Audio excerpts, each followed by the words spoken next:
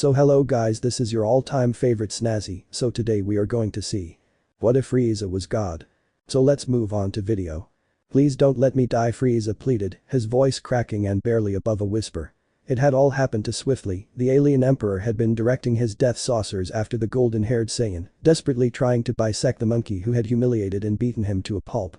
And then, in his moment of blind rage, he lost his focus. His death saucers sliced off his tail, his legs, and chopped off one of his arms from the elbow down. He was fading in and out of consciousness, his pain so grand that the frost demon was even oblivious to the destruction of Namek going on all around him. Goku was in turmoil. He was a kind and merciful being at heart, but the wrathful power of the Super Saiyan trying to overtake his mind was urging him to crush Frieza's skull beneath his boot or to toss him into the hole that led to the planet's core. "Please have mercy," the despot croaked out through pained whimpers. Goku clenched his fists and spun around to face the dying frost demon. "How many people begged for their lives at your feet, and you killed them anyway?" Goku spat, his Saiyan blood boiling, voices from beyond this mortal coil urging, begging him to end this tyrant before he could harm another. "Did you show me mercy when I begged you to spare my best friend Krillin?" He yelled, turquoise eyes flaring with rage. Please forgive me," Frieza gasped weakly, blood pooling from his dark lips. Goku exhaled deeply and then spun around, shooting a golden sphere of energy into Frieza's body. The white-skinned alien's eyes popped open, and for a moment he saw a golden light envelope what remained of his body before it dissipated. The pain was still grand, but one of the frost demon's greatest racial traits was their ability to endure. "I've given you some of my own energy. You should be able to move," Goku said, as if in disbelief at his own words. "Go and do as you like with it. You're on your own now."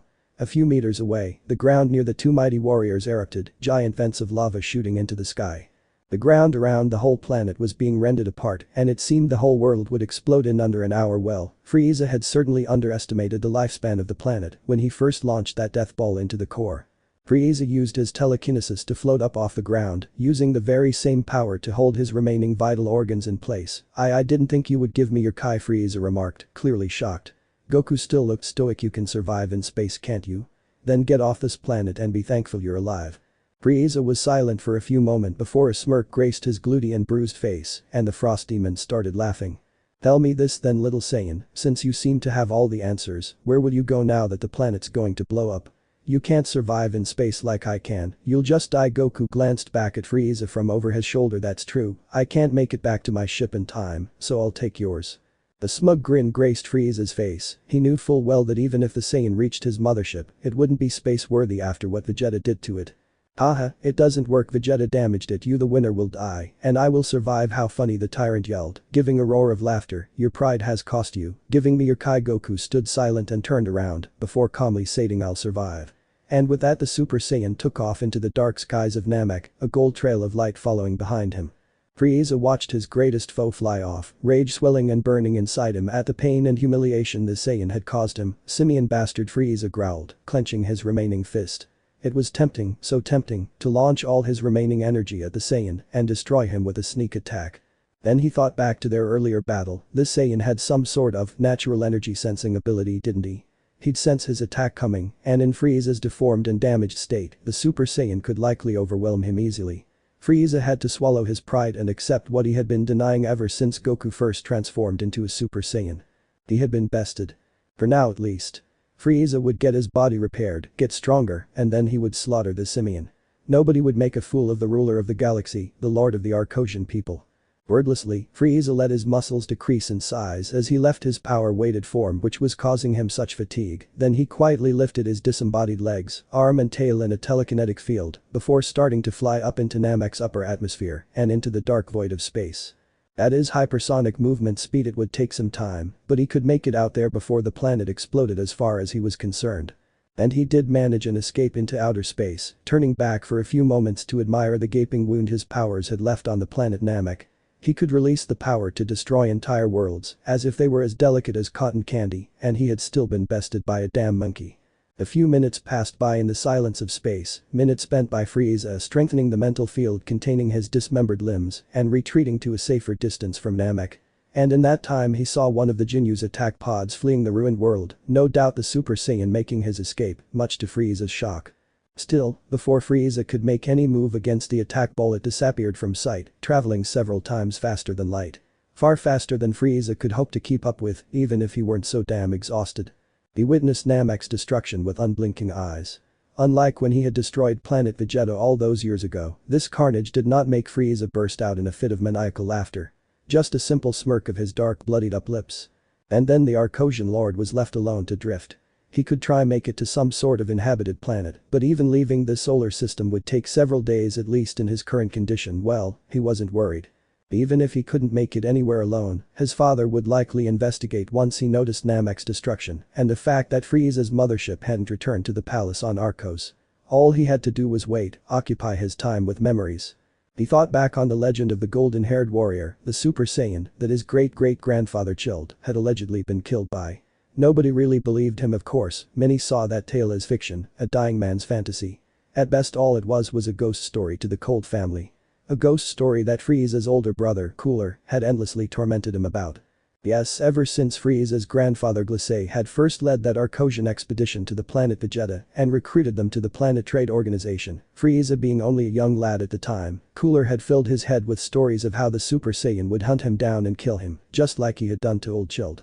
When their mother had been alive, she chastised Cooler heavily for trying to scare his little brother, and while Frieza had pretended Cooler's ghost tales didn't bother him, it gave him his deep-rooted paranoia.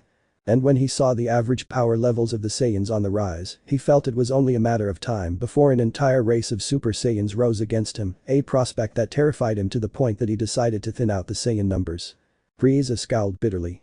He should have killed them all when he had the chance. And then his thoughts drifted to his mother, Queen Cold. A smile graced his lips. Not a sadistic grin or a condescending smirk that Frieza would normally give off, a genuine and warm smile at those few pleasant childhood memories he had. She was fonder of diplomacy than Frieza's father, though she mainly stayed around the palace to raise Frieza and Cooler. He could recall her face even now, ivory skin, purple armored plates, red biogems on her body. She was tall and lanky like Cooler, more slender than muscular of course. King Cold always told Frieza to never take her lessons of diplomacy to heart, to always follow the Cold family policy of might being right above all else. He thought back to the day she died, when Frieza and Cooler returning to the palace after spending the majority of the day sparring. Father had met them in the throne room and quietly explained how his wife had taken ill and passed on. From then on Frieza changed into the tyrant he was today, with only his father to mentor him and shape his view of life in the universe. When King Cold came to retrieve his son, Frieza had no idea just how long he'd been drifting among the ruins of the Namekian solar system. Days at least, with nothing but his memories and the determination to keep a hold of his legs and arm to keep him busy. The landing ramp of King Cold's flying saucer opened up slowly to reveal the towering monarch, arms folded over his battle armor. Frieza, so glad to see you alive. Shame not all in one piece. Frieza scowled at his father's joke, while the king simply tittered and led his son inside. So long as I have the body parts they can be repaired and reattached, Frieza remarked as he floated behind King Cold. Of course, son. Cold replied dryly, as if only half listening now, out of curiosity. Just what was it that roughed you up so badly in your most powerful form, no less? He asked. Frieza inhaled slowly through his nose and then flatly stated it was a Super Saiyan. King Cold stopped mid-step, then his head slowly turned around to look at Frieza from over his brown pauldron. A Super Saiyan? As in the old story Chilled said on his deathbed? King Cold asked incredulously. I know it's hard to believe, father, but it's true. Things on Namek became complicated to say the least. A group of humans got involved in a quest to get their own wishes from the Dragon Balls. Vegeta turned traitor, and then some other Saiyan survivor showed up. He seemed a little bit upset when I killed his human friend. The rage seemed to transform him into the gold-haired warrior that Chilled was so terrified of. Well then, it seems we'll need to teach the Saiyan a lesson. Cold replied, opening the door to the med bay and stepping inside. The scientists present gave a salute but also gave Frieza a wide berth as he floated in, carrying half his body in a bubble behind him. Fix these. Frieza ordered gruffly, letting his limbs and tail hit the ground outside a medical machine with a dull plop dot. With that, the Arcosian Lord floated onto the operating table and closed his tired eyes tight. And give me some temporary cybernetic body parts while they're being repaired. He added. Meanwhile, hundreds of light years away. General Kanchip was one of Frieza's most powerful generals, dictating operations across the North Galaxy. As Alshan in species, he stood tall at near 8 feet tall, muscular enough, his skin crimson and scaly. As was common in the Zalshan species, his face was vaguely frog-like, large spherical eyes atop his slightly flat head. He wore sleeveless battle armor, black with a golden trim with arm guards of a similar color. He wore tight black trousers on his lanky legs and had white boots that went past his ankles. Right now the Zoltian general was in the command center of his mothership the Dark Star, looking toward his communications officer report. He said simply, his voice harsh and raspy. "Well sir, Lord Frieza still hasn't been 6 days after planet Namak's destruction. Our recon crafts have sighted another planet trade ship heading into the debris field of the planet, though they couldn't confirm if they retrieved Lord Frieza or not. Getting any closer to investigate would have led to them being sighted," the officer explained. "I see." Kanship replied, giving a sole nod and rubbing his chin with his hand. "Dismissed," he added, turning his attention to the galactic map, seeing just how much territory Frieza's family controlled.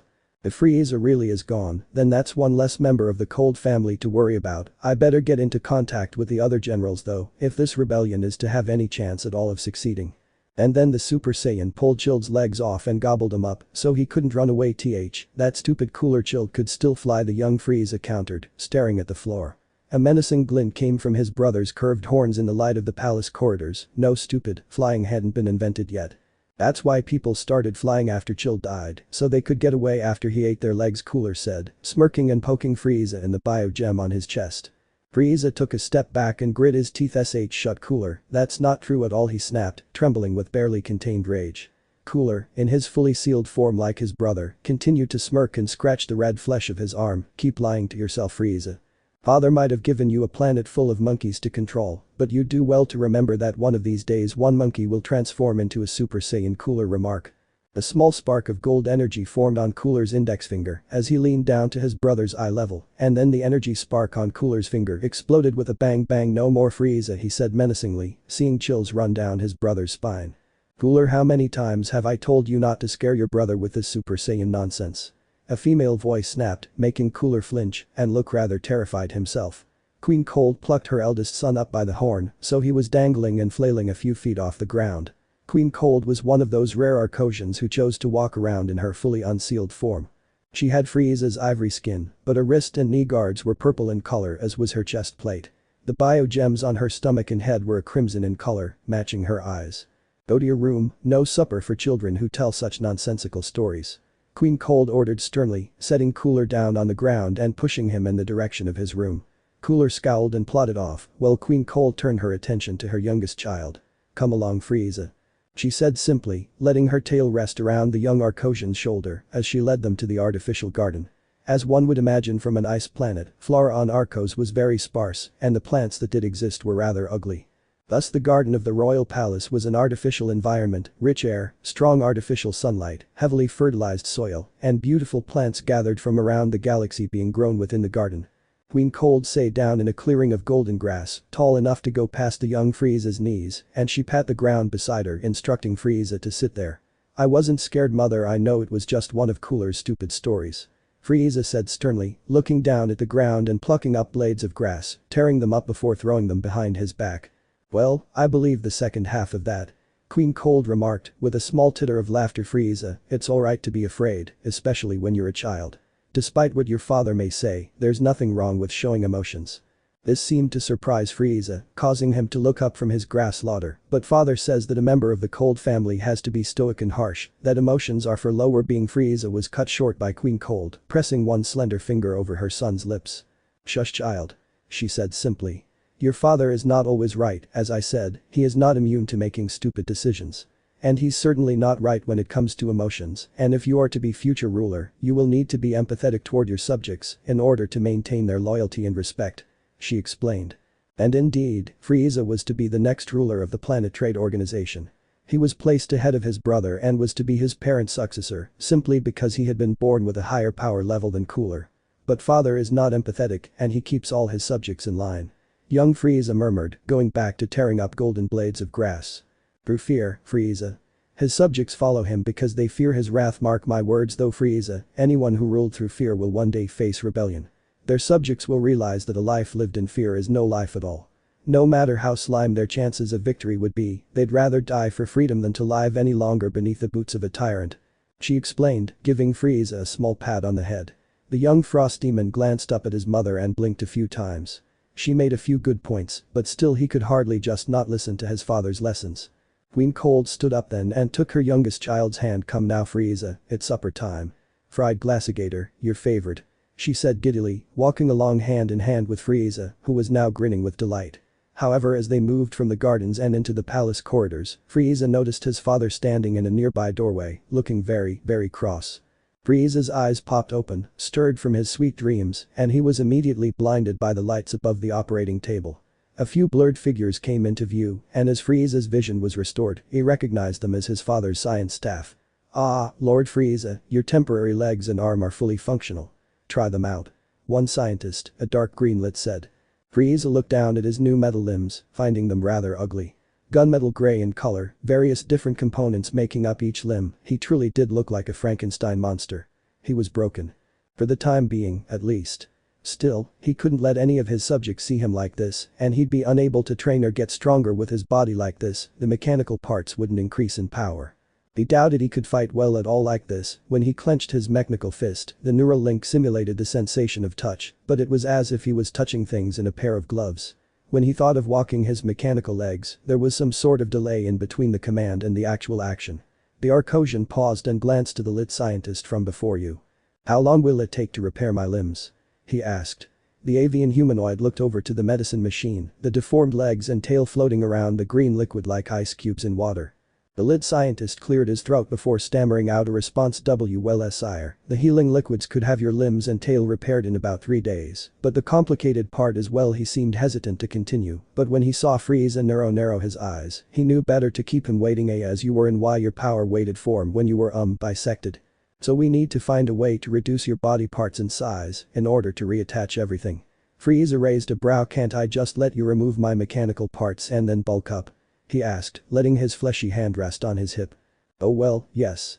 I suppose that's entirely possible, Lord Frieza." The lit replied, slightly taken aback by how simple the solution was. "Honestly, I think Riku would make a better scientist than some of these fools. At least he could get a sentence out without stammering."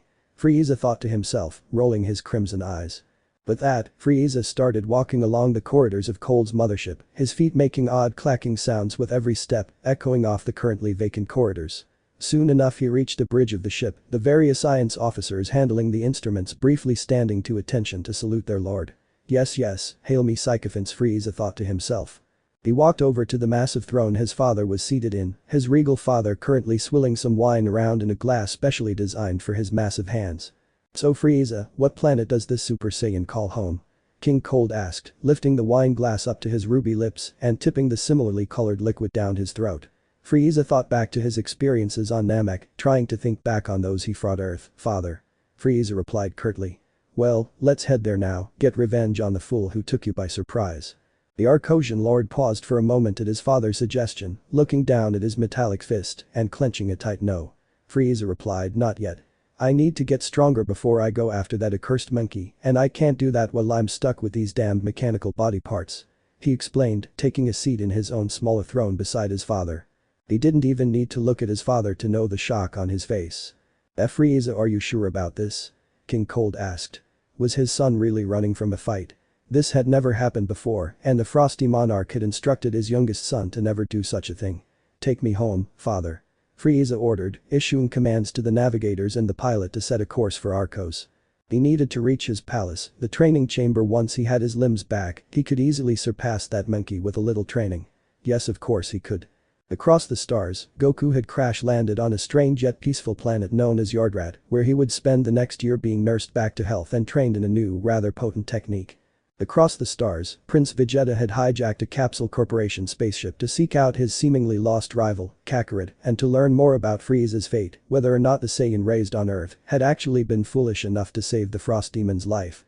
And across the time stream, a young half-Saiyan named Trunks was arming himself in preparation for an epic battle against 2 Frost Demons, merely one objective in his lengthy mission to save his hellish doomed future. Meanwhile, on planet Bredu, Abo and Kato were 2 grunts under the employ of General Kanchip. While they had decently high power levels, both of them around 50,000 individually and 200,000 when fused as Akka, their general stupidity meant that they never really advanced that far in the ranks of the Planet Trade Organization. Right now they were flying across the dusty surface of the ruined world known as Bredu, the purple cloaks covering their white battle armor, flapping about from both high winds and their fast movement speeds. The twin scouters beeped to live, a transmission from High Command. "Abo, Kato, report," the Zolcian general stated brusquely. Well sir, the artifact was definitely here, but the ones who deployed it and the artifact itself have long since fled, Abo said. They're definitely traveling in a ring pattern though, just like the navigators said. Kato added. General Kanchip was quiet for a moment before saying find the artifact's planting site just so we can truly confirm it was here and the planet's current state wasn't brought upon by a natural disaster of some sort. In his usual tone. Yes sir, the alien twin said in near unison. Abo paused for a moment, clicking his scouter and scanning his gaze all across the ruined planet. Damn it, this'll take forever, there's not a single Kai signature on this damn world. Kato rolled his eyes. Duh, that's what the plant does brother, sucks a planet's Kai dry. Come on, we'll be able to find the planting site easier if we're higher up. He replied. Thus the red and blue twins flew skyward, heading up and up until they reached Britu's lower stratosphere, and from there the Dumbus duo resumed scouring the planet's surface. Wait, is that it there? Kato asked, pointing his gloved finger to a large series of crevices and trenches in Britu's dusty surface. And there in the center of this tangled nest of massive trenches was a massive crater in the husk planet that seemed to eat so deep into the planet that Abo and Kato couldn't even see the bottom, not but complete darkness. Abo reached up and tapped a button on his scouter, opening a video feed for General Kanchip to see. Sir, we found the planting site on Britu. We're well on our way to getting our very own tree of might. Arcos, even from space, did not look like an attractive world to live on. A giant sphere of ice covered in swirling white clouds, the constant snowstorms that would sweep over the planet. It was far from the star of its solar system, Terma, its gravity was heavy and its atmosphere was fairly thin. By all rights, no life should have ever been able to evolve upon it. And yet, the frost demons came to be. Well, the Saiyans had their innate skills at combat and warfare, and the Namekians had their natural mystic prowess and regenerative abilities. The Arcosians' greatest trait was their ability to thrive and survive in the harshest of environments. Able to live for lengthy periods without heat, air and nutrients. As King Cold's mothership descended through the swirling white clouds in the skies of Arcos, the capital city of the planet, Suzaru came into view. As was the case with all cities on Arcos, this area was covered with a dome-like force field to protect from the inclement weather of the planet. It wasn't that the Arcosians had problems with the weather, of course, it was simply difficult to maintain the structures of the cities against constant ravaging storms. The diameter of the force field extended about 5 miles past the boundaries of the city to allow for urban expansion. The palace that King Cold's ship was descending onto was a peculiar-looking building by human standards. The base was a large white pyramid that was roughly 30 stories tall, a large purple window on each of its sides which closely resembled the biogems of the Cold family.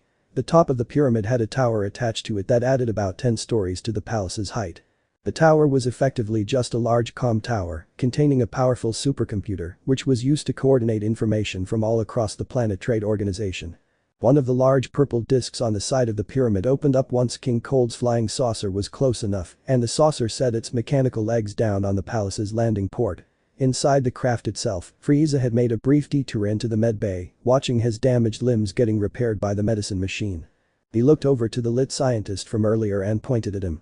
The scientist gasped and shut his eyes tight, fully expecting a death beam to the stomach. You. Frieza said. The lit slowly opened one eye, seeing Frieza gesturing for the lit to come closer with his outstretched finger. I'm placing you in charge of watching my damaged limbs. Come with me into the palace. Frieza said, switching the medicine machine off. The liquid within the tank took a few moments to drain fully, and once the door to the tank was open, Frieza telekinetically extracted his legs, tail and arm from the tank. As he did in the remains of the Namekian solar system, he formed an energy sphere around his limbs and towed them behind him as he clacked along the corridors of the ship, heading for the landing ramp. The lit scientist, both unable and unwilling to raise an objection to his reassignment, quietly followed behind the cyborg Frieza. King Cold watched the two leave his craft with his buff arms folded over his chest. Frieza paused for a moment and looked to his father from over his shoulder. I shall see you again, father. He said curtly, giving a nod and continuing to walk along. Of course, Frieza. Cold replied, standing still until the landing ramp shut behind Frieza and his scientist lackey. As soon as that hatch clicked shut, King Cold exhaled deeply and walked back to the bridge of the ship. Something's definitely wrong with Frieza, and if he won't track down the Super Saiyan to deal with him, I suppose I'll have to contact Cooler and get his help on this matter. The Frosty Monarch thought to himself, nobody challenges the power of the Cold family and gets away with it. Frieza and his lit scientist walked along the corridors of the palace in silence until Frieza simply said name. The lit blinked a few times and asked, excuse me my lord? He asked. Your name? Frieza said, looking over at the lit with his piercing red eyes. Mij-io, sir. The avian scientist replied in a respectful manner. Good. I like to know the names of my subordinates when they're doing something important for me. It makes their punishment feel that much more personal if they make the stupid decision to fail me. Frieza remarked. Mid-Gyo gulped hard. The duo soon entered the throne room and were immediately greeted by two Arcosian women, both in their fully sealed forms and both wearing flowing white dresses. One had golden skin with navy bio gems on her body, a pair of curved horns looping around the back of her head. The other had light violet skin, the bio gems on her arms and head being green in color. She had several small ebony horns dotted around the bio gem on her head. "Welcome Horde Lord Frieza," the two Arcosian women shrieked and hopped back once they got a good look at him. Lord Frieza, is that you?" the golden frost demon asked. "Polari. Ace." Frieza greeted, nodding to the gold and purple Arcosian respectively. "I imagine your shock comes from seeing my unsealed form for the first time," he began, before raising his metallic arm up, "or possibly from seeing these temporary prosthetics. Or the disembodied limbs I'm carrying around behind me," he remarked calmly. Ace coughed into her violet fist. "A little bit of all three, Lord Frieza. We're also shocked to see you alive. There's a rather persistent rumor that you were killed on Namek." Polari nodded. "We didn't believe it for a second. Nobody could beat our great Lord Frieza," she said proudly. Frieza scowled for a second, well aware that he'd been beaten on Namek, just unwilling to admit it out loud. He forced a smile and gave his two serving girls a pat on the head with his fleshy hand. "Well, the rumors of my death have been greatly exaggerated, girls. Now then, give me a moment to show Mid-Gyo here to the medical wing of the palace," Frieza said, walking past the duo with Mid-Gyo and his energy sphere in tow. The two women floated above Frieza. My lord, I hope I'm not speaking out of line here, but perhaps you should make an announcement to your subjects, let them know you're alive," A suggested. Frieza didn't even glance their way as he replied, "Not yet. Busy, you see. I need to get my limbs repaired and reattached, then I need to train and get stronger so I can slaughter the fools that dare to pose me on that backwater garden planet in the space boonies." Soon enough they reached the medical bay of the cold palace and set Frieza's dismembered limbs in a medicine machine, one of the newest and most advanced models in the North Galaxy. "How'd you know, get cut up like that?" Polari asked, head tilted to one side.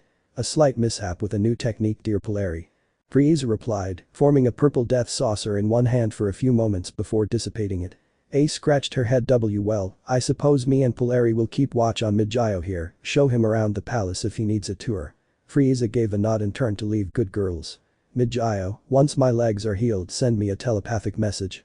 I have one or two other things I want you to give me during surgery," the Frost Demon Prince replied before he left. He walked to the elevator closest to the med bay and stepped inside, punching in the button for the training floor. It had been years since Frieza had been here, almost 100 years by his reckoning.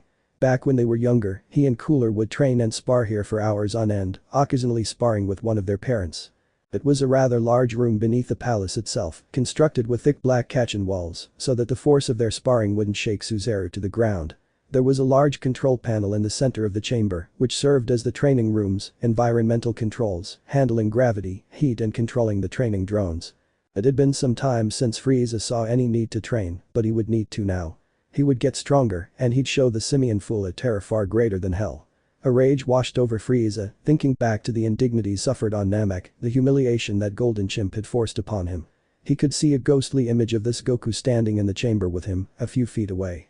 And he was smirking. The frosty tyrant grit his teeth and his purple aura flared to life, illuminating the black walls of the training chamber. "Disgusting simian, I'll make you pay for what you've caused me. Nobody humiliates the great Frieza like that, nobody will ever surpass me. I'm the mightiest being in the universe, not you, me," as Frieza yelled to the Kachin roof. Feeling more enraged now than he ever had before, he could feel something stirring inside him, some sort of power he couldn't recall ever sensing before. But he felt its presence for a mere moment and then it left him again. What could that have possibly been? He looked back and saw the apparition of Goku had disappeared and once again Frieza was alone. Cooler stood amongst the ruins of a rebel camp on a moon known simply as Cooler 38M, standing back to watch his armored squadron round up the remaining rebel fighters. Pathetic, simply pathetic. If you fools wished to oppose me, you could at least have the decency to be stronger than that. The lanky frost demon spat, crossing his purple arms over his wide armored chest. This rebel movement had existed for quite some time, but very recently they had been making more bold attacks against the colonies owned by the Cold family. They'd been rather well equipped as of late, using swiped Planet Trade Organization ships, armors and scouters. Seemed there was a traitor within the organization that needed to be severely disciplined for their treason. But first Cooler had to deal with these rebel traitors. There were about 5 survivors in total, each of them the same race. Serpians, a race of vaguely snake-like people, their odd sausage-shaped heads being their most defining physical characteristics. What shall we do with these traitorous swine, Lord Cooler? Salsa, the lilac-skinned branch of the armored squadron asked, flicking a lock of golden hair behind his ear. Kill them. Cooler replied, I'd rather not clog up our prisons with them. One purple serpian spat in Cooler's direction, the glob of saliva only making it about a meter away from him and landing nowhere near Cooler. You fucking monster, you think you can get away with shit like this for your whole life? You'll be stopped, I swear it. Cooler didn't even bother looking at him, continuing to look over at the armored squadron. By your command, Lord Cooler, Knees replied, grinning wickedly and cracking his knuckles. It happened so fast that the human eye couldn't perceive their movements. Salsa had formed his signature purple Kai blade on his hand and decapitated 3 of the Serpian rebels with a single stroke of his arm. Knees had fired a web of lightning from his gloved fingertips and fried one of the rebels into a charred corpse, laughing maniacally all the way. His laughter and the pained scream of his victim were quickly drowned out by the sound of crackling, the buff-green alien of the armored squadron, and flown straight at the last rebel, the purple Serpian, and kicked his head and neck clean off his shoulder with his signature thruster kick. The Serpian's sausage-shaped head sailed across the horizon of Cooler 38M and kicked up a small cloud of dust as it landed on the barren gray landscape of the moon. Cooler gave a triumphant laugh. Ha ha, yeah, touchdown, he yelled. He paused and glanced to Salsa. That's the saying, right? Salsa gave Duro a blank expression and blew some bright blonde hair from his pretty face. How the hell should I know? He asked, his Kai blade disappearing off his gloved hand. Good work, boys. Hopefully that little display will give the rest of the rebels something to think about before they start acting out again. Cooler remarked. The oldest son of King Cold took a seat on a smooth gray boulder and looked to his men. Now then, boys, I believe it's about time. Why, what are you staring at? Cooler asked, noting that his trio of guards were looking skyward. Well, Lord Cooler, the scouters are picking up a huge power level coming our way. Knees replied. Dura punched his palm. Ha, we got this if it's more rebels. He remarked confidently. Well, unless my father suddenly decided to betray his own empire, I sorely doubt we're dealing with rebels. Cooler said, glancing at the new flying saucer heading toward Cooler 38M. So Cooler and his Indians stood about, watching as King Cold's mothership landed about a dozen feet away from Cooler's own. Stay put. Cooler instructed his armored squadron before walking toward King Cold's craft, its landing ramp extending down. Father. Cooler greeted as his giant of a father climbed down from his ship. While Cooler was taller than Frieza was in his fully released form, he was still short compared to his father's second form. I imagine you're here to talk to me about Frieza's demise on Namek? He asked, fully believing the rumors. Good to see you too, Cooler. And your brother isn't dead. He explained, his cape fluttering in the low winds of the moon. Cooler seemed slightly taken aback. Really now? But I've heard that. King Cold cut him short. He's alive. He was grievously wounded on that Namek planet, apparently as a result of a Super Saiyan. He excellent. Cooler visibly tensed up at the term. What? That's just a stupid old story. King Cold gave a shrug. That's what I thought, but it's apparently true and he's still out there. Frieza is unwilling to go after him. Cooler placed his hands on his hips and gave a small chuckle. Oh, Frieza. One loss and you run off with your tail between your legs, so I take it you want me to deal with him? Cooler asked. The giant Arcosian king gave a nod. Indeed. This Super Saiyan was no doubt some sort of genius if he was able to outwit Frieza. Cold remarked. Cooler rolled his eyes. Yes, well, I shall accompany you. I want to see this so-called Super Saiyan's power for myself. Did Frieza say what planet the filthy monkey was heading to? Cooler asked, mildly curious. King Cold and thought back to earlier. Ah yes, a planet called Earth. From here it should take a few months, it's a fair distance across the galaxy. Cooler shrugged. Oh well, nobody said managing a galaxy-wide empire would be easy. And besides, if he could best Frieza we just might have found ourselves a decent opponent. Frieza had soon been reattached to his old flesh and blood limbs, only some small scars marking where he'd been fixed. Following that, however, he decided to keep Magi around. Despite being a nervous wreck, the dark green avian was a good doctor to have on hand. And plus Ace and Polari had taken a liking to the little guy, finding him welcoming company in the Cold family palace. The most important thing to Frieza now though, was that he was repaired.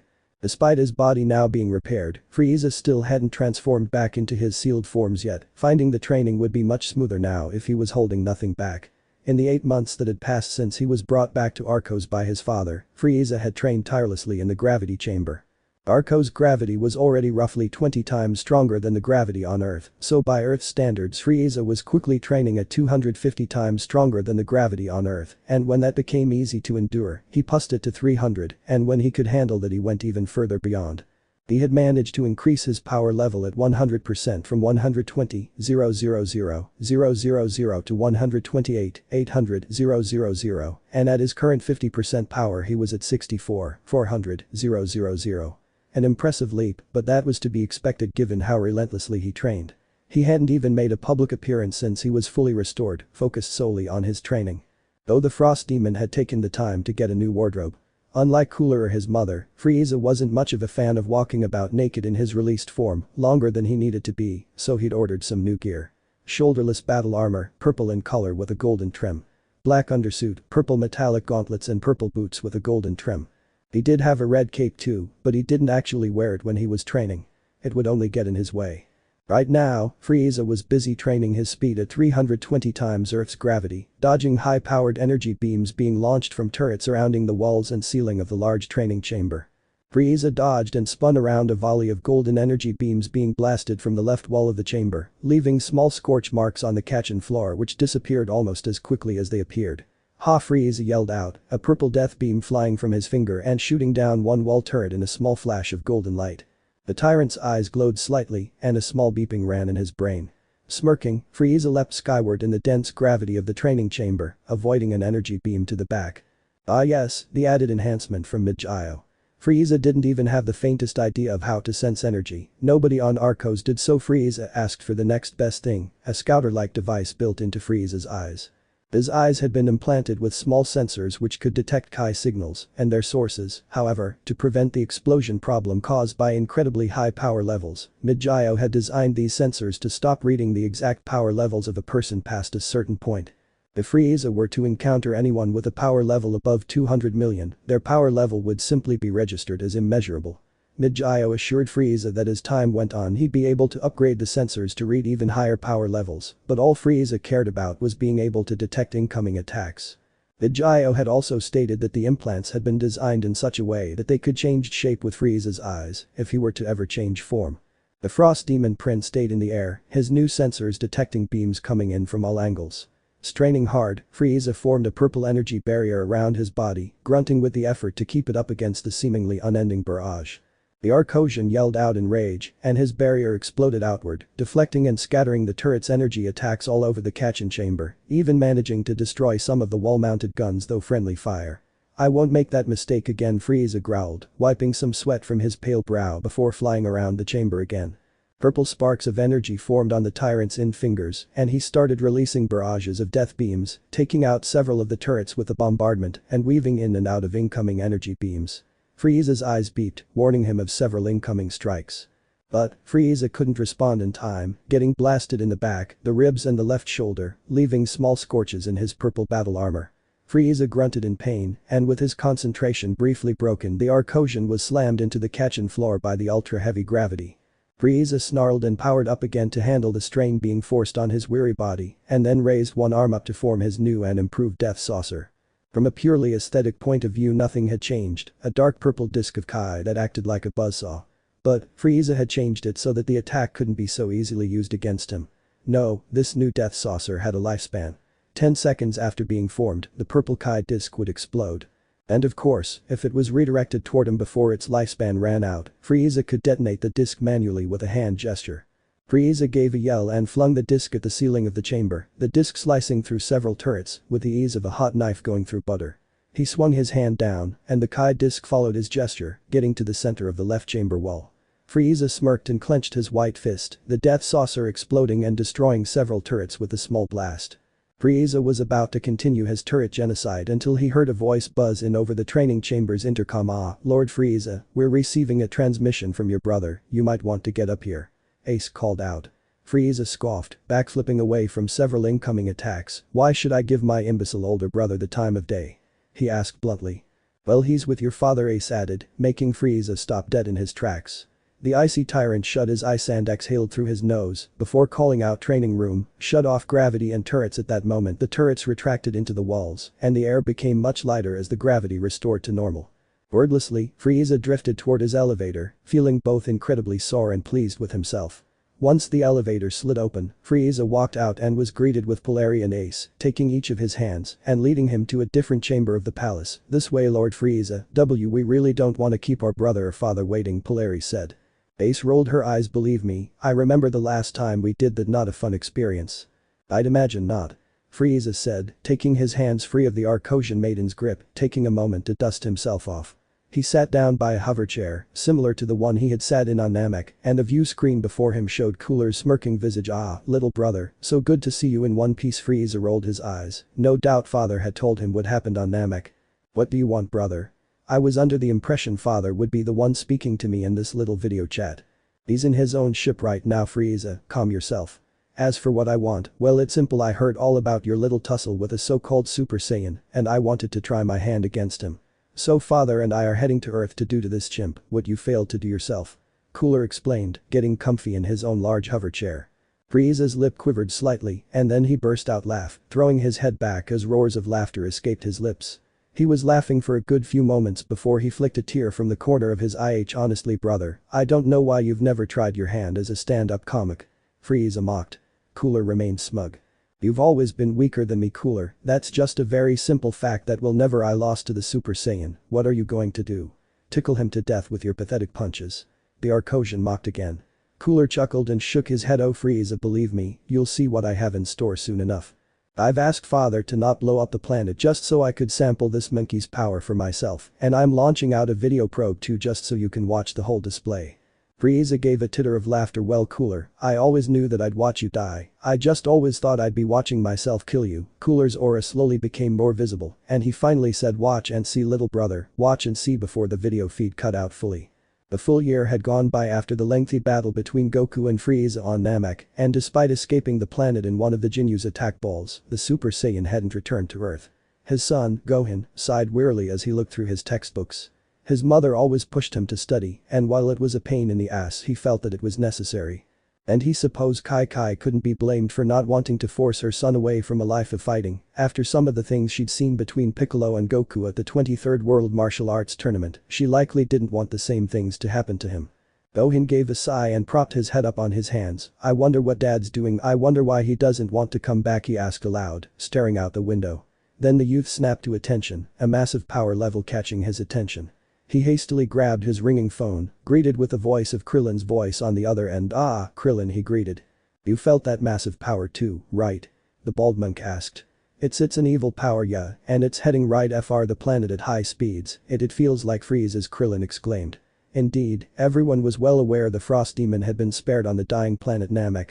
The reactions of the group were mixed, but Vegeta and Piccolo were the most pissed about the news.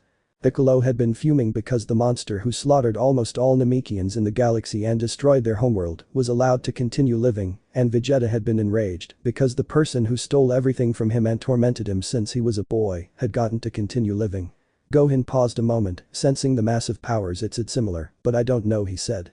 In the massive sprawling Diablo Desert, Piccolo looked skyward as he too sensed the incoming evil energy. Only a matter of time, I suppose," he snarled, his white cape being blown by the slow winds of the desert. The Namekian's wide aura flared to life before he took off for where he assumed the incoming enemies would land. Outside the Central Capsule Corporation HQ, Vegeta clenched his fist and fumed with anger as the Kai reached him too. "Damn it, I knew one of them would come here," he growled. Yamcha's eyes widened in terror as he felt the awe-inspiring power heading toward Earth. "Is that Frieza?" he asked. "No." Vegeta grunted, crossing his arms. "It's the next worst thing though," he added. Bulma, obviously unable to sense Kai, raised a brow and asked, "What's going on?" Vegeta punched his palm. "That idiot Kakarot, let Frieza live now. Frieza's father and brother are heading here to take revenge, assuming that he's here," he yelled, the prince's pink shirt being blown about by his flaring aura. "I swear Kakarot, you better get back here and quickly so I can punch you for causing this damn mess." In a different part of the world, Tien and Chiaotzu's training session was ended abruptly when both of them caught the evil Kai heading for Earth. Tien's three eyes widened as he realized that there was more than one power, and his midget friend was stunned into complete and utter silence by the scale of their Kai. "He's not alone, there's another, even greater Kai," Tien yelled, clenching his fists. "Well, what are you two idiots waiting for?" a female voice yelled from nearby. Tien glanced over to see Launch standing in the doorway of a capsule house, a rocket launcher in her hands. "Let's go get these bastards," the fiery blonde schizophrenic yelled. Her launch maybe USH Chiatsu tried to object but was promptly silenced by a glare from launch. Okay, let's go.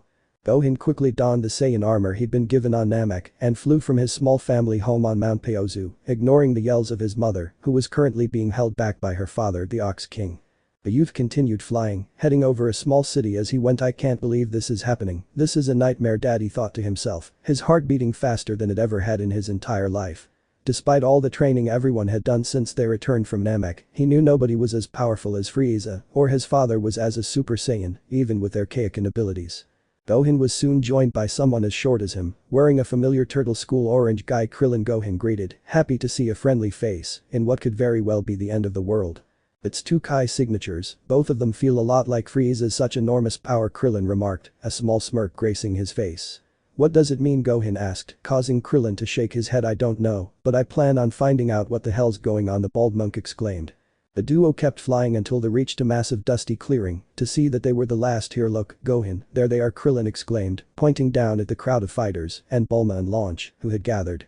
And look, Piccolo's here too, Gohan added, having not seen the stoic Namekian for the longest time. Yo, Bulma greeted, waving at the 2Z warriors. Gohan could see Vegeta was with them, the Saiyan prince having stayed at Capsule Corporation since he returned from space. He'd been training intensely, and even with his Kai suppressed, Gohan could tell Vegeta had made some major progress. He might have been stronger than Goku was before he became a Super Saiyan, sadly not enough of an improvement to overwhelm the large Kais heading toward Earth. A large zoom sound rang through the wasteland, and Gohan could hear Piccolo yell out, "They're here," as a pair of flying saucers appeared in the skies above. The ground shook and quaked as the saucers flew overhead, the pair of them going past the gathered warriors and landing in a rocky clearing together. Nobody fly over there, understand? We have to get over there quietly so we're not detected, Vegeta said, gritting his teeth in anger. Yamcha was completely flabbergasted by the awe-inspiring Kai he was sensing. This is Frieza's power. This isn't funny, man. What are we supposed to do when we get over there? One of these bastards would be hard to handle. Now there's two, there's nothing we can do, Piccolo scoffed. So what do you plan on doing, standing here and rotting? We have to try at least. The grim smile crossed Vegeta's face. To tell the truth, it's the end of the world. Yamcha clenched his fists. Great, I'm gonna die right after being brought back. Tien narrowed his three eyes and stared into the distance, where the two fearsome aliens had landed. I've lived my life trying to protect the Earth from people I knew were stronger than me, King Piccolo, Nappa, Vegeta, and now these two demons. If I die, I'm going to die fighting. I'm going to fly over there and hit those two with everything I have, and even if I fail and I die, I'll die free, because I'll die knowing I did everything I could to protect my home. And I'll be free. Launch stepped over and gripped the sleeves of Tien's white vest, pulling the former Crane student in for a deep kiss. As their lips parted, the blonde gave him a playful punch in the arm for luck. You better go kick their asses, Tien. Launch said, smirking at him. I'm with Tien. Piccolo said, tossing his turban and cape away, cracking ground from their weight when they landed. Yeah, Dad would want me to protect the Earth no matter what I'm in, Gohan said, lining up with his green-skinned mentor. Vegeta scoffed, I'd rather not waste the time or the energy stopping you idiots, so let's go. I'm going to punch those damn Arcosians back into that frosty hell they call home. With that, Tien, Piccolo, Gohan and Vegeta started flying off to where the two saucers had landed. Chiatsu, Krillin and Yamcha hung back for a moment and looked at each other for a few moments, before Krillin gave a sigh and said, it's been an honor, you guys, before flying off with the others. Alright, set that video probe up. Frieza is in for quite a shock, let me tell you. Cooler ordered his technical crew before he and his armored squadron departed from the flying saucer in time to see King Cold leaving his own saucer. Cooler looked up to see what looked like a black sphere with a satellite dish atop it being launched from the roof of his mothership, floating several dozen meters in the air. HMPH, I see the importance in taking care of this Super Saiyan, I just don't see why we couldn't just blow the planet up, King Cold remarked, letting one large hand rest on his hip. I told you, father, I wanted to test this Saiyan's power myself. Still, I thought he'd be here waiting for us when we landed. I suppose we'll need to find a way to pass the time, or find a way to draw the chimp out of hiding. Salaza smirked and looked back to his lord. Set fire to every human city. Burn Z Monkey out of his hiding place and have some fun in Z process. He asked. Oh, a capital idea. That boy deserves a promotion. Cooler, King Cold said, ready to fly up and have some fun, until he noticed a lavender-haired youth standing about 20 feet away from the flying saucers. Well, there's the trio right. Good to know it wasn't several months spent on a wild goose chase. General Kanchip remarked as Hiebo and Kato stood on a dusty overlook. They were quite a distance from the gargantuan tree, but even still they couldn't see the whole thing. The damn plant was visible from space. This is a pretty green planet, the tree will likely make a very powerful crop. Azalshan said, smirking to himself. Only problem now is taking care of the crew who own this damn thing, he said, roaming over the 4 aliens who had planted the tree on this once lush planet called Attenborough.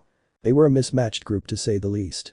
A one-eyed Brench seemed to be the leader, crimson skin with short spiky green hair. He was wearing a scuffed-up white battle armor and high black boots, almost likely stolen, and had a dusty brown cloak over the shoulderless armor. The 2 insectoid aliens of the group, which looked like a pair of humanoid Montes, wore very little. Silver arm guards and spiked silver shoulder guards and black trousers with nothing to cover their feet. Finally there was the yard rat of the group, now he was something else. He had the same large head that the rest of his species had, with the elf ears and weird tentacle mustache, but he was far taller and more muscular than any other yard rat that Kanchip had ever seen before. He had dark purple skin, marked by green blotches on various parts of his body. He wore little more than crimson pants and bulky black boots. The Zalshan general looked over at Abo and Kato, the 2 alien brothers busily scanning over the brigands with their scouters merge. Now. Kanchip ordered, making the twins blink in surprise. I can tell right now that these guys are stronger than your base form, and the last thing I need is you idiots getting killed and sticking me with all the work. He explained. Right, the twins said in unison. They discarded their scouters and stood side by side, grunting as a crimson aura flared around them. There was a flash and then once it vanished there was a giant, spiky and purple-skinned alien standing before Kanchip, clad in black battle armor. Akka, reporting for duty.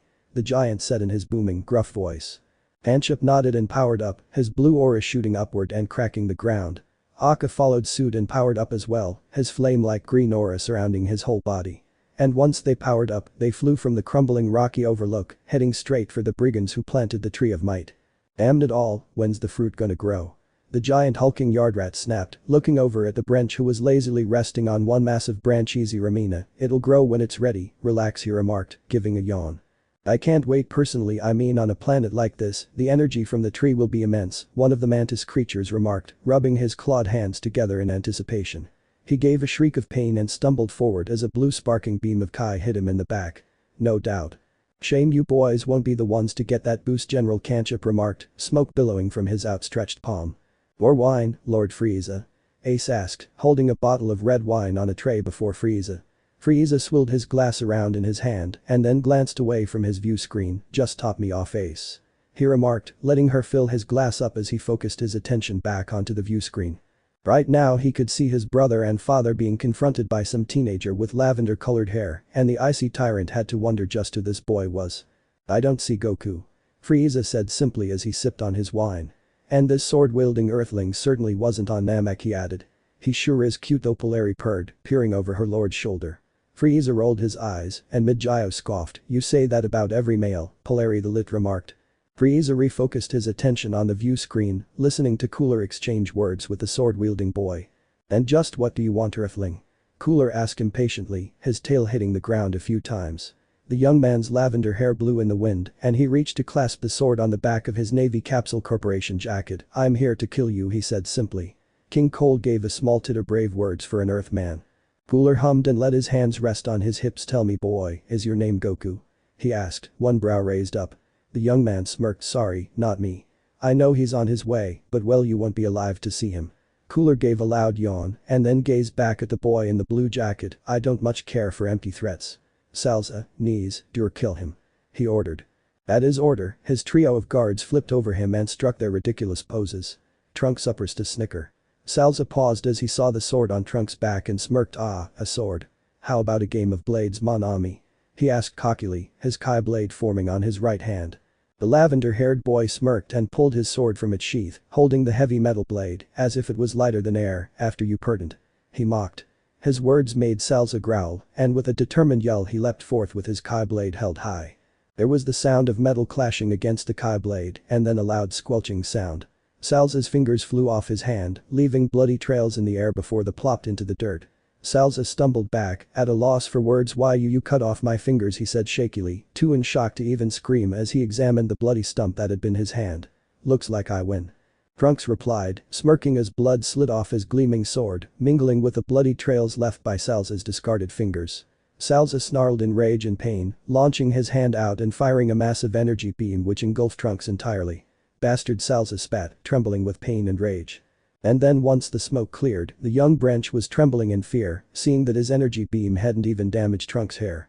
Durin and Knees seemed equally shocked, while Cooler and King Cold watched with mild amusement. Well, this Earthman really is something, King Cold remarked. Cooler stopped and looked up to see Tien, Vegeta, Piccolo, Gohan, Krillin, Yamcha and Chiaotzu fly in above the two flying saucers. More Earthlings. Cooler said. Who's the guy with the sword? Krillin asked, more focused on Trunks than the Cold family right now. Vegeta grit his teeth. I knew it, Cooler, and King Cold. Cooler's a weakling compared to Frieza, but his father, well, I have no idea how powerful he is at all. King Cold smirked at Vegeta. Well, if it isn't the Monkey King. You're not the Super Saiyan, I know that much. That remark caused a vein to throb on Vegeta's forehead, and his purple aura ballooned in size. Oh. Did I strike a nerve? Cold remarked coyly. Trunks seemed to be frozen in place, gazing at his father in awe and wonder. He never knew his father in his own timeline, but Vegeta seemed a lot like his mother described him, sans the pink shirt and banana-colored pants. Still, Trunks couldn't say a word about this to Vegeta yet. In this point in time he hadn't even been conceived yet. Trunks was snapped from his thoughts when he heard a yell of rage from his father, and he watched as the Saiyan Prince flew past his field of vision and punched King Cold square in the jaw. The Frost Demon Monarch stumbled back slightly from the punch, a look of shock on his wrinkled face. But before he could counter, Vegeta kicked him in the ribs with all his might, cracking the king's armor and making him stumble again. I won't stand idly by and let some wrinkled freak like you mock me, Vegeta yelled, slamming both his feet into King Cold's chest and cracking his armor again. This time King Cold did not stumble, he firmly gripped Vegeta's ankles and glared up at him, looking very cross. King Cold flung Vegeta up and smashed him into the ground repeatedly, leaving a massive crater and covering the Saiyan Prince in dust and scratches. The Arcosian King kicked Vegeta square in the gut and sent him sailing through the air. Fa Vegeta, Trunks exclaimed, watching him as he flew away from the force of King Cold's blow. Dur, seeing an opportunity, flew over and yelled his lungs out, kicking Trunks square into the jaw. He was shocked to see that Trunks hadn't been budged an inch by the kick and seemed to barely even register the blow. That's it, I'm not wasting any more time on you, Trunks yelled, powering up and launching the armored squadron away. Cooler stood stoic against the onslaught of Trunks' base power. Well, this is interesting. The group of space pirates stood dead still as they saw General Kanchip and Akka floating above them. See crap, planet trade guys, I knew they'd be after us at some point, one of the mantis creatures exclaimed, jittering with worry. The Branch scowled. Only two. PFFT, we can kick their asses while we wait for the tree to give us its fruit. He said cockily. Oh, is that so? Kanchip asked, one brow raised. Bring it on then, pretty boy. As the Branch charged skyward at the Zolcian general, Akka landed before the remaining three brigands and loudly cracked his neck. Alright, bring it on, the purple giant exclaimed, clenching his fists. The two Montes aliens yelled and rushed Akka, and there was a storm of punches being exchanged between the trio. The claws of the Montes were cutting into Akka's spiky arms, but otherwise they weren't doing all the much at all to him. Akka gave a maniacal laugh and punched both of his foes in their faces, sending them spiraling away into the dirt of the ruined planet. Haha, fools, is that all you can do? He yelled out. The purple alien paused, the ground around him lighting up red. He looked up just in time to see the buff Yardrat's energy beam engulfing him. The Montes were chittering and laughing at the sight. Take that, purple bastard, one yelled. Yeah, up yours. Then the dust settled and Akka stood amongst a dusty crater. The large chunk of his black battle armor had been blown off, exposing scarred and burned purple flesh. Still, Akka was smirking. Not bad, he said, moving his giant arms from above his head. Damage would have been a lot worse if I hadn't blocked at the last moment. He looked at the Yardrat. You and me are gonna get along swell. But first. Akka trailed off and rushed one of the Mantis twins. The spindly green creature shrieked in terror and fired a large energy wave at Akka, and while it slowed his flight slightly and left more burns in his alien flesh, it did not stop him. Akka gave a manic laugh and punched the Mantis square in the torso, denting and warping the metal of the alien's armor in the shape of his gargantuan knuckles. The Mantis gave a strangled gasp of pain, but managed to give off another punch with his other arm, punching Akka in his misshapen jaw and causing him to stumble back a step. He rubbed the red welt on his cheek and smirked. You done? Akka asked, smirking still. Before the Mantis alien could respond or run or attack again, Akka gripped his hand and flung him toward the other Mantis who was preparing to fly away. Wahahinoha, Akka yelled out, launching a massive energy beam from his mouth.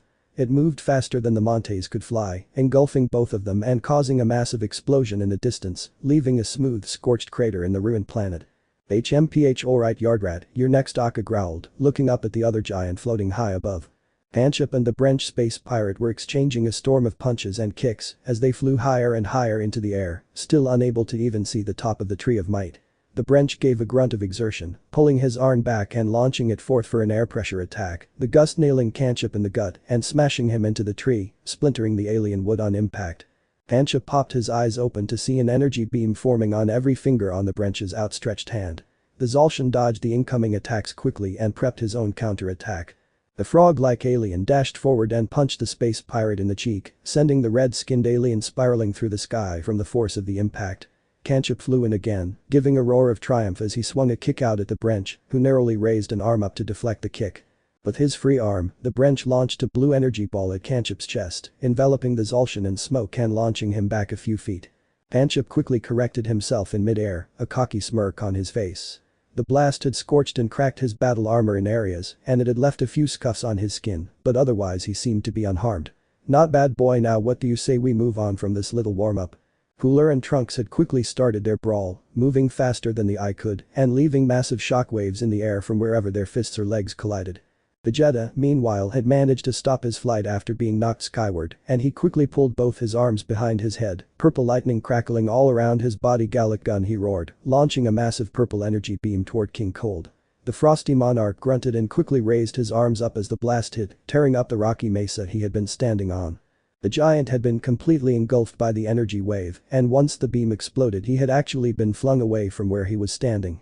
King Cold stood up, his armor practically gone, and his cape now little more than a scrap of fabric, and glared up at Vegeta. "Alright Prince, if that's what you want," he growled, flying up into the air toward the Saiyan Prince. Cold swung a punch out, which Vegeta narrowly dodged, and received a hard kick to his purple shoulder for his troubles.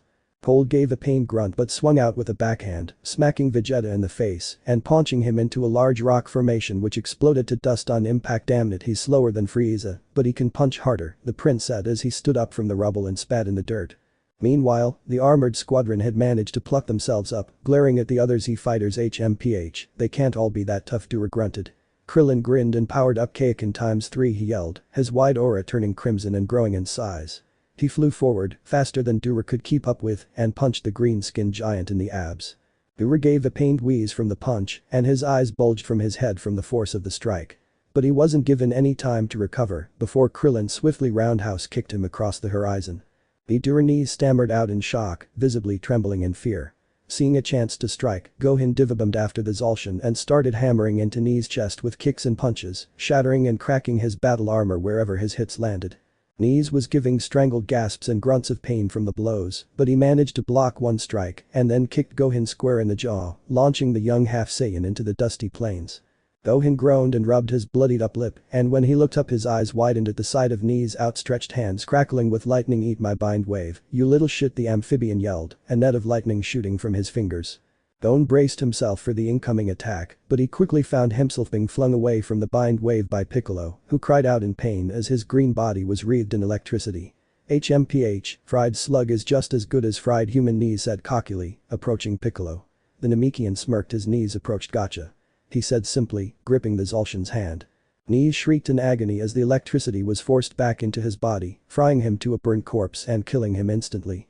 "Huh, these guys remind me of the Ginyu Force, they were pretty dumb too," Tien said, watching as Piccolo dumped Knees' charred remains on the ground as if he was tossing away some garbage.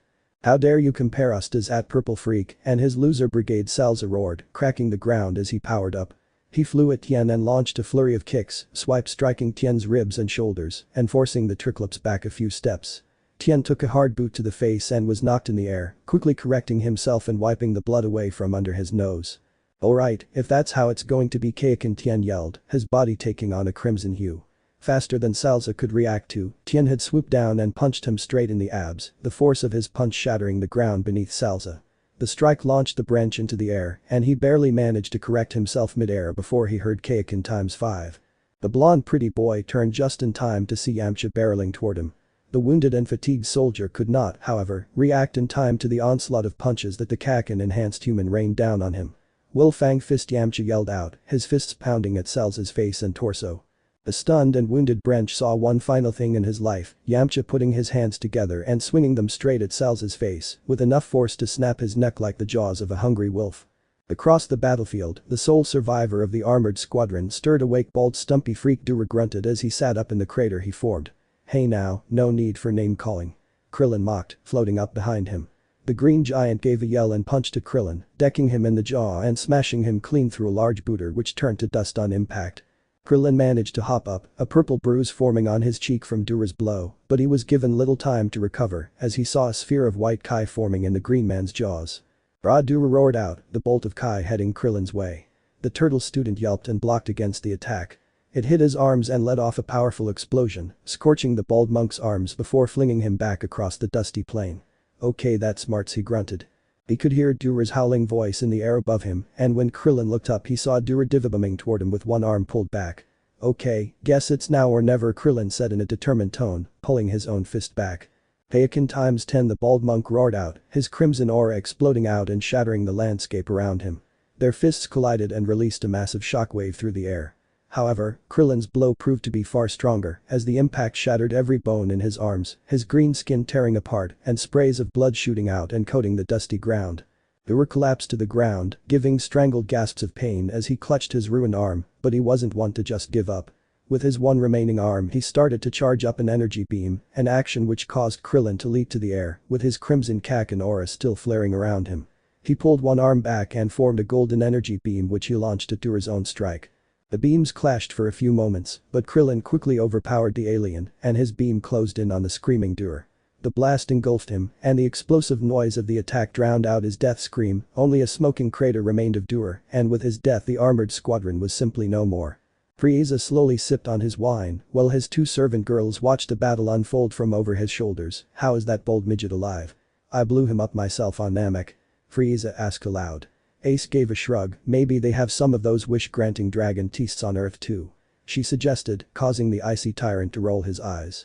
"Ace, we've been over it, they're called Dragon Balls because they're magic sphere that summon a dragon, not because they're ugh, never mind," the Arcosian prince remarked. He already knew Vegeta had come back from the dead as he saw him back on Namek before its explosion, and he supposed the Namekian could have also survived the battle, but he definitely blew the bald human to bits. A possibility worth checking out. Still, no sign of Goku, so my main reason of going to Earth is still non-existent," Frieza said, letting his chin rest on one hand. He tapped on the view screen and changed the camera's perspective to show Cooler's battle with the purple-haired boy. Cooler actually seemed to have a small advantage against the young man, kicking him clean through a rocky mesa. His older sibling pursued the Earthling, dodging a sword strike and then uppercutting his foe into the sky. "I hate to say it, but Cooler seems to be doing quite well," Frieza grumbled, polishing off his wine. Frieza watched as Cooler floated down to a large rock spire, and the 3 digits of the 1 foot that could stand on it beatly curled around the rock. "Well, not bad for an Earthling, but if that's all you've got you'll never beat me," he mocked, staring into the air at Trunks who was wiping some blood off his face. Cooler didn't seem to be that fatigued from this battle and only had a few scuffs and scrapes on his body. Superficial damage. Cooler had endured worse. Trunks, however, had a few tears in his jacket on some bruises on his face, but otherwise he seemed fine. The young man smirked and cocked a brow at Cooler. "That so? Well then I guess I'll have to stop holding back," he said, his body becoming wreathed in a white aura. His hair briefly flashed golden as it lifted up and defied gravity. Frieza's eyes widened in absolute shock and partial fear. "You came here for a Super Saiyan? Well, you've got one," Trunks said. A yell escaped his lips and his white aura turned golden and his hair floated up and took on a golden shine. "And no," Frieza croaked out, his wine glass hitting the polished floor and shattering. The Arcosian was shocked, more shocked than he had ever been in his entire life. Everyone else on the battlefield that Frieza could see on the view screen also seemed amazed, even his normally stoic father. "There's more than one," Frieza murmured. Akka reeled back from a savage punch to the gut by the muscular Yardrat and found himself being grabbed by the antenna and being flung airborne before he could react. Akka corrected himself mid-flight and managed to block another punch with his spiky arms, quickly hitting the Yardrat with a roundhouse kick and launch him toward the tree. The purple beast flipped through the air and both his feet landed firmly against the Tree of Might's monstrous bark. "HMPH, that all?" The Yardrat scoffed, spitting out a broken tooth fragment. The Yardrat stopped for a moment and looked to the sky above, watching as his branch leader was getting hammered by Kanchip, being bombarded with powerful punches and kicks. Quickly, the Yardrat placed 2 fingers to his purple forehead and focused on Kanchip before using his instant transmission to teleport right behind the Zacian. Kanchip turned to face the Yardrat only to get promptly punched in the face, his cheek being warped by his foe's massive fists. Seeing Ichinsita strike, the bruised and bloody branch clenches both his fists together and struck Kanchip straight between the shoulder blades, knocking him about a dozen meters through the air before he came to a halt. Not wanting to miss an opportunity, the wounded space pirate launched a crimson beam of Kai toward the Zolshan, aimed straight from his head. And indeed when the beam dissipated he couldn't see Kanchup's head anymore. He gave a cocky smirk until he saw the general's head rise up from the hole in his neck until he looked normal again, sans the massive lump on his cheek. "That is some freaky shit," the French grumbled. "Incoming," the purple Yardrat yelled, pointing to Akka on the ground. "Super Wahahanoha," Akka yelled and firing a massive mouth beam toward the two exhausted pirates. The Yardrat grunted and raised his hands up to block the attack. He managed to hold the green Kai beam in place for a few minutes until it exploded violently, smashing him against the tree with such force that the weakened and wounded Yardrat couldn't actually free himself from the indentation. Through half-shut eyes he glanced to his branch leader and weakly said sorry before he was engulfed and destroyed by another Super Wahahanoha, which had blown an even deeper crater into the Tree of Might. "You sons of bitches," the branch roared, his muscles bulking up slightly as he powered up to his very limit. He dashed to Kanchup and punched him square in the gut, punching straight through the general's armor and making him gasp sharply and hiss in pain. Several punches rained down on the Zolshan's face and pecs, leaving dark purple bruises on his red skin before the branch kicked him away. Kanchup grunted and kicked off one of the tree's massive branches to avoid an incoming Kai blast and quickly fired off a highly concentrated finger beam. In his enraged state, the branch barely registered the incoming blast until it was too late and he had an apple-sized hole in his stomach. The branch coughed and gagged up blood, trying to form something to say. It seemed he could not, however. He simply relinquished whatever will to live and fight he had left and let gravity drag him to the ground below. Kanchup watched his deceased foe fall and gave a snort, wincing slightly as the pain of his injuries caught up with him. "Pretty sure he broke some ribs, but it's worth it now," the Zolshan said with a broad smirk on his face, looking to the spiky glowing orange fruit in the branches above him. There was a time in Frieza's life where he believed that Super Saiyans were just ghost stories that Cooler would tell him to scare him before bed, and now here he was seeing the another Super Saiyan through this view screen. Two Super Saiyans existed in the same time period and the revelation was something that terrified Frieza to his very core. He'd have to get even stronger now if he was to fight two at once, it would seem. From what the Arcosian prince could see on the view screen, Cooler and King Cold seemed to be equally shocked. Vegeta's facial expression was a mixture of confusion, surprise and frustration. While he wouldn't outright admit it, Frieza actually had a fleeting moment of empathy for the Saiyan prince. That's what a Super Saiyan looks like. Valeri stammered out, her eyes as wide as dinner plates from shock. Ace gulped hard. "It's different from the story of Chill. They said he was killed by a golden Azaru. I heard it was a figure that looked human, but shone brighter than the sun," Mijio remarked. "No, I've seen the real thing." "Gold hair and turquoise eyes," Frieza murmured, netting his fingers together and leaning in further to watch the screen closer. Cooler watched Trunks' golden aura shimmer and flicker like fire, his eyes widened as he felt Trunks' power. The young man's battle power must have been multiplied by 50 at least, a worrying increase. He thought back on the story of Chilled, how it was said the one he fought had golden hair and stern turquoise eyes. Still, this young man was a different person to the one Frieza had mentioned in his story, the lavender-haired boy even said so himself. Trunks' face had shifted from a cocky smirk to a look of grim and stoic determination, and faster than Cooler could react he planted his boot square in his abdomen, smashing him into the earth. He quickly hopped to his feet, only to get kicked back into the sky by Trunks, who proceeded to smash Cooler around, teleporting around him and kicking him in different directions, as if in the world's most bizarre game of pinball. Finally, as if getting bored, Trunks decked Cooler in the jaw and smashed him into the ground. King Cold had watched in shock through the whole display, unmoving, his battle with Vegeta put on hold for the time being. Vegeta meanwhile felt his rage building with each passing moment as he saw Trunks' Super Saiyan power. "This is insanity. I'm the prince of all Saiyans. I should be the only Super Saiyan first. That idiot Kakarot attained the power he never even knew existed, and now this complete stranger is using the power. It's maddening," he thought to himself, veins bulging as his power level increased. The prince swung a kick into King Cold's ribs, winding the monarch and making him growl in pain. Vegeta's fists moved so fast that they were mere blurs, rapidly punching King Cold's face into a bruised and bloody mess. Vegeta snarled and grabbed both of the king's horns, spinning him around for a few seconds before flinging him airborne.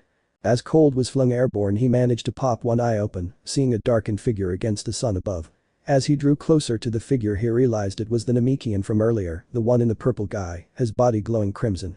Piccolo clasped both his hands together and then above his head, before swinging them down and smashing King Cold in the face, launching him straight into the ground. The frosty monarch smashed into the ground close to where Cooler was, and the two Arcosians backed toward each other, their backs soon touching. "Well, my son, it seems things have gotten much more complicated for us," the king murmured to his bruised son. "So it would seem, father. Perhaps we just need to transform," Cooler replied, grinning from ear to ear. King Cold raised a brow. I think the Super Saiyan knocked your head rather hard there, boy. I know I can still transform, but you're already in your fully unsealed form. Cooler gave a soft chuckle. I think you may be shocked to know, father, that there are forms beyond our unsealed form. I found a secret in the oldest ruins of our people, the secrets of the old Arcosians. From his view screen, Frieza leaned in to listen intently, unsure he'd heard his older sibling correctly. Another transformation, more power, meant a better chance to smash the Super Saiyans. Assuming his brother wasn't just spouting nonsense. Well, it sounds silly, but we need to try something if we're to come out of this alive. King Cold remarked. The Namekian above them could hear every word coming from their mouths with his pointed ears. Everyone hit them now before they can transform, he yelled out. Those who fought Frieza on Namek were quick to learn from their mistakes there, giving Frieza the time to transform, and thus they started bombarding the two Arcosians with Gallic guns and Masenkos and Kamehamehas. Trunks and the other Z fighters who had fought Frieza on Namek quickly joined in, blasting the two and kicking up a massive mushroom cloud with the power of their combined attack. By the time the dust disappeared, the humans were panting heavily from exertion. Did we do it? Yamcha asked, wiping his brow with the back of his hand. Yamcha, we can sense their energy. Why the hell are you asking? Tien asked bluntly. I'm an optimist. As the dust cleared fully, the group could see a large energy shield crackling with power above both of them. Must have been a group effort to survive that onslaught. King Cold's third form looked more or less what Frieza imagined it would look like and was rather identical to Frieza's own, save for it being a few inches taller than Frieza's transformation, and the spikes on the back of King Cold's sausage-shaped head being black in color, along with a pair of black shoulder spikes. What fascinated Frieza the most was Cooler's new form, this fifth transformation that apparently did exist. Cooler had grown over a foot in height and his muscles unbulked slightly. 4 ivory spikes had grown from the back of Cooler's head, and his eyes were orbs of solid crimson, glowing with malice. Spikes had grown from Cooler's back and on his wrist guards, along with some new bio-gems on his wrist and ankle guards, and the bio-gem on the top of Cooler's head had been warped into an oval shape by his shifting. A bone mask rose clamped over Cooler's nose and mouth, leaving only those piercing red eyes visible. He looked up to Trunks and solemnly declared, I'm gonna smash you. The tall Arcosian flew skyward and threw a punch, his fist connecting with Trunks' own and creating a massive shockwave from the combined force. The two exchanged rapid punches at each other, neither really getting a clean hit on the other. Still, it seemed the massive boost of strength and speed that the fifth form had given him was giving Cooler a slight dominating edge, as he was the one pushing Trunks backward and creating large cracks in the earth from every blow that was blocked by Trunks, the young man wincing from every impact he managed to narrowly deflect. King Cold had gotten over his initial shock at his son's newly revealed fifth form and turned his focus to Vegeta and Piccolo in the sky above. The frosty monarch rapidly moved skyward towards them and Vegeta punched him full force in the face. King Cold was budged an inch. He simply grinned wickedly and grabbed Vegeta's outstretched arm, punching him straight in the ribs and cracking 2 of them with ease. Vegeta's eyes bulged out of his head and he gave a strangled cry of agony, the shock at just how powerful King Cold was now hitting him fully. Before King Cold could land another strike, No was kicked firmly on the forehead and forced to release Vegeta. The monarch rubbed his bruised ivory forehead and his eyes came to rest on Piccolo, who was covered in the crimson aura of Kaioken X12. Vegeta. The Namek said telepathically, I can't hold this guy off in a fistfight for long, but I'll try and keep him busy while you charge up an energy blast. He instructed.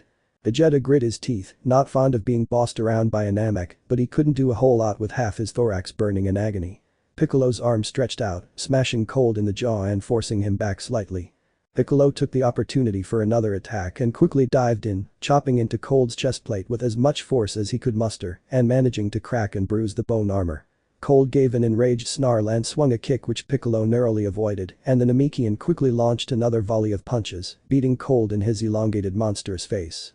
He was holding out but just barely, and he serenely couldn't beat Cold like this. Vegeta meanwhile had begun channeling his Kai into one hand, his aura flickering like a fire around his bruised and muscular form, his pink shirt now in ruins from the battle against King Cold. A large sparking ball of Kai had formed in the prince's hands, and he had only one shot at this, his sparking Gallic gun. Piccolo flung another punch at the towering Arcosian, only for his fist to be caught mid-punch. There was a sickening crack, and Piccolo yelled out in pain as King Cold twisted his arm in a way that it was most certainly not supposed to be twisted. And with one punch to the gut that caused a large bulge in Piccolo's back, the Namekian was knocked straight out of Kaioken. Not bad, Namekian, you're a credit to your species. Shame I have to kill you, we could do with more men like you in my army, King Cold remarked. Like I'd ever join you. As soon as Goku gets here, you're dead, Piccolo wheezed out, giving pained growls as Cold started to twist and grind his fist into Piccolo's gut. Shame.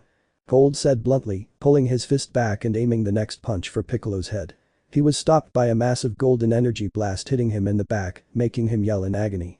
Smoke billowed off his scorched back, and when Cole turned to see the culprit, a small fist smashed into Cole's jaw, making saliva and blood spew from his shocked mouth. "Leave Mr. Piccolo alone," Gohan screamed, visibly enraged. The half-Saiyan youth hammered the shocked King Cold's abs with rapid punches, his rage adding to his already unnatural strength. King Cold eventually managed to sidestep one punch and quickly tail-slapped Gohan away from me, "You disgusting cur," he yelled indignantly, punching Gohan in the forehead and smashing him into a large rock formation. "Gohan," Piccolo cried out, still too winded to make a move. King Cold smirked and raised an index finger up, a purple spark forming on it. "Oh, don't worry about the little earthling, you're next." While this was going on, Trunks' battle with Cooler had changed course, and Trunks was landing some rather clean hits on the Arcosian Royal. The lavender-haired boy elbowed Cooler straight in his bone mask, sending cracks up along its surface and sending the towering beast a few meters back. Trunks quickly drew his sword and slashed at Cooler, the motion causing the frost demon to leap skyward. The sword still found flesh, however, and in one swipe, Trunks slashed off the tip of Cooler's tail. "Arg, you filthy fucking chimp," Cooler spat, launching a purple energy beam at the ground beneath him, the ensuing explosion knocking Trunks across the dusty wasteland. In the sky above the dueling Super Arcosian and Super Saiyan, Tien and Krillin plotted their next move. "Whoever the guy with the sword is, he seems to be having some trouble against Cooler."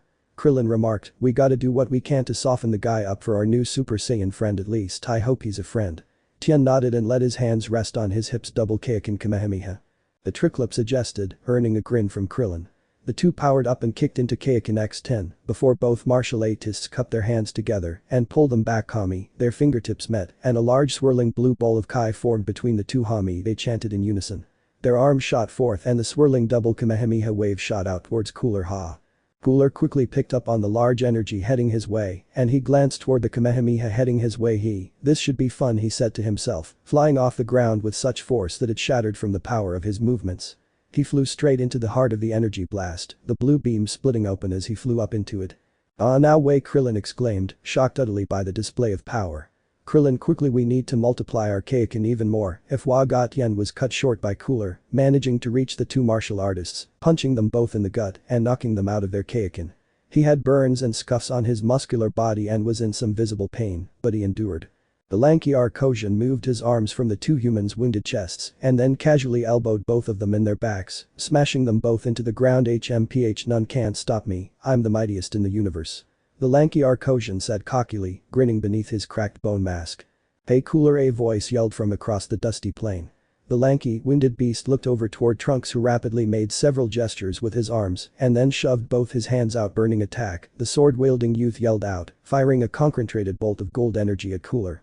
It traveled faster than Cooler could react to, and it nailed him in midair, the bright explosion lighting up the sky and blasting Cooler out of the sky, making him hit the dirt hard with a loud crack. He groaned and stood up on shaky legs, blood raining down the new burns and scars on his purple flesh. The bright flash in the sky had distracted King Cold and prevented him from launching a death beam through Piccolo's heart. "Ah, Cooler," Cold yelled out, in shock more so than concern. It was at that moment that Vegeta made his move, launching forth a sparking Gallic gun that he'd been charging, while Gohan and Piccolo tried to distract the Arcosian king. The crackling orb of lightning had rapidly expanded. One Vegeta shoved his arm up, turning into a much larger sphere, and then into a colossal beam which smashed straight into King Cold's chest, the beam carrying the monarch down to earth as he cursed and roared in agony as he was struck with an attack carrying such power that it could have grievously wounded Frieza in his final form on Namek. "Haha, take that, taste the power of Prince Vegeta." As King Cold was plowed into the earth by the attack, the beam exploded, creating a massive mushroom cloud, which left a deep smoldering crater in the earth, with King Cold at the center of the crater. Vegeta fell from the sky, unable to maintain his flight after receiving his injuries and expending so much Kai against Cold, but lucky for him, Piccolo caught him and carried him to the ground before plucking the unconscious Gohan up. "Mr. Piccolo, did we win?" Gohan asked hoarsely. "It's not over yet," Piccolo said solemnly, finding a shaded spot to set the half-Saiyan child down in. King Cold groaned and opened his bruised eyes, sitting up in the crater Vegeta's attack had formed. He was covered in scars and burns, large chunks off his shoulder pads having been broken off and one of his horns missing. "Gussie Cooler," he grunted. The weakened Cooler managed to reach the crater and helped his father stand fully. "Son, I need to transform and use all my power against the Saiyan," he grunted. His eyes widened as he saw Trunks at the edge of the crater, clutching his sword tight in both hands. I'll hold him off father, don't worry. Cooler said, clenching both his fists tight.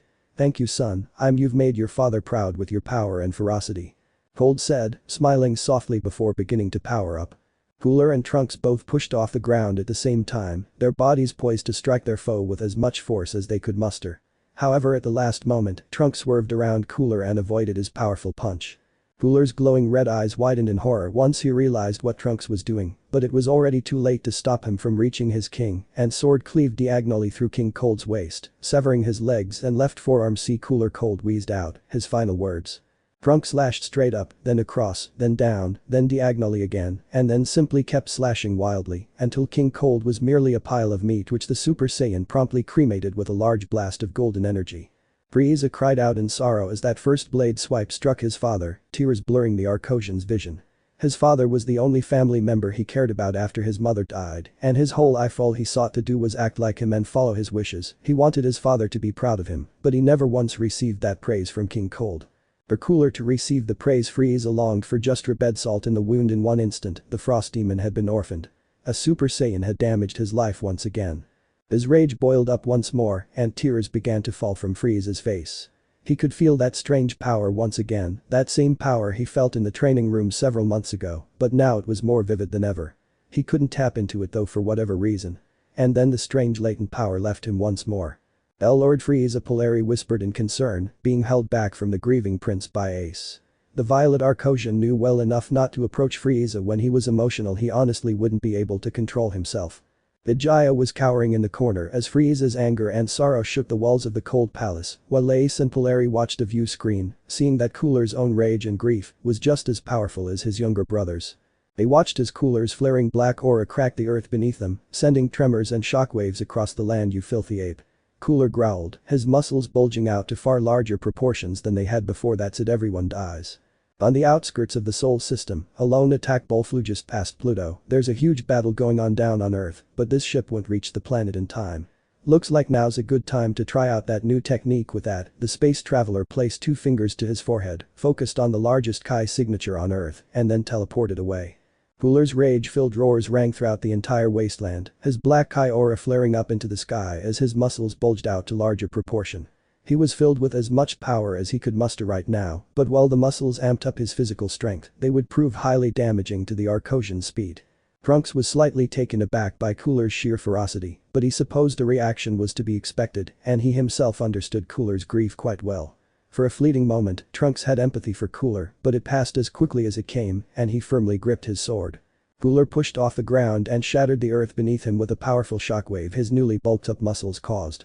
He swung one punch out, which Trunks managed to dodge. The youth made another swipe with his sword, but Cooler managed to flip over the blade and throw a kick at Trunks' head. He briefly thought the blow connected, but only after image remained of where Cooler had struck. He looked skyward to see Trunks making a downward swipe, and the bulked-up Arcosian narrowly avoided getting cleaved in two, receiving only a small slash across his ivory chestplate for his trouble. Purple lightning sparked around Cooler's tightly clenched fist, and he quickly launched a large beam of purple Kai at Trunks. The young time traveler grunted and held his free hand out, catching the incoming wave. It burned his palm, and he very nearly lost his grip on the destructive blast, keeping his sword firmly gripped in his other hand. The lightning coming from the wave was locking up his muscles, and if he didn't do something soon, he could have a muscle spasm and lose his grip on the attack. With one loud yell of exertion, he moved his hand and flung the purple Kai blast in another direction, the blast sailing off into the horizon until it hit a distant mesa and vaporized it on impact. Trunks blew on his singed palm and wordlessly landed in front of the enraged Cooler, his whole body trembling with anger and power. He flew forth again and unleashed furious flurries of punches and kicks, which Trunks either blocked with difficulty or narrowly dodged. His speed advantage over became greater and more obvious with each passing moment as the pain and fatigue racking Cooler's body caught up with him. This became apparent to Cooler himself after his left hook was dodged easily and he was smashed through a large boulder by an air pressure attack by Cooler. Just give up, you can't hit me. Trunks said, that sword glinting in the light of his golden aura, stained with the blood of his father and of his men. No, Cooler couldn't just give up and die, not after everything he'd lost. He would stand, and he would win. He just needed a plan. His red eyes glossed over the battlefield, seeing all the injured Z fighters sprawled about. He noticed Gohan, Piccolo and Vegeta clustered together, the easiest target. I mightn't be fast enough to hit you, let's see if they're as lucky. Cooler said, making a swift blast which was heading straight toward the Saiyan prince, whose eyes widened in shock. He'd used all his Kai in that last attack against King Cold, and Piccolo still hadn't fully recovered from his own clash with the deceased monarch. Trunks' look of horror had two causes. 1. He didn't want to see his father die, and 2. If Vegeta was killed before Trunks was even conceived, then he'd cease to exist, possibly, maybe. Time travel was complex. He flew as fast as he could, managing to overtake the energy beam by little more than a meter, and was promptly basted in the back by the strike, saving the 3 other warriors from death. Trunks coughed and sputtered as the dust cleared, his jacket rather heavily burned. He let his sword hit the earth with an audible clang, and then slumped to his knees, his gold hair returning to a lavender color. Damn hurt, as much as I expected, Trunks grunted out. Vegeta was shocked. Why, you foolish, stupid boy, why did you waste time saving me? You could have killed that stupid demon in one strike, now we have no hope at all, Vegeta snapped. Yup, he sounded a lot like what Mother said about him. Cooler gave a small laugh, which grew into a full-blown mocking bellow. I can't believe it, you actually took the bait, what a sap you really are, nothing more than a stupid Saiyan monkey, super or otherwise, he said, sounding more unhinged than ever. He inhaled slowly and then extended one hand out, telekinetically pulling Trunks' sword to him and gripping it firmly in one hand. Now then, who will die first for their crimes against the Cold family?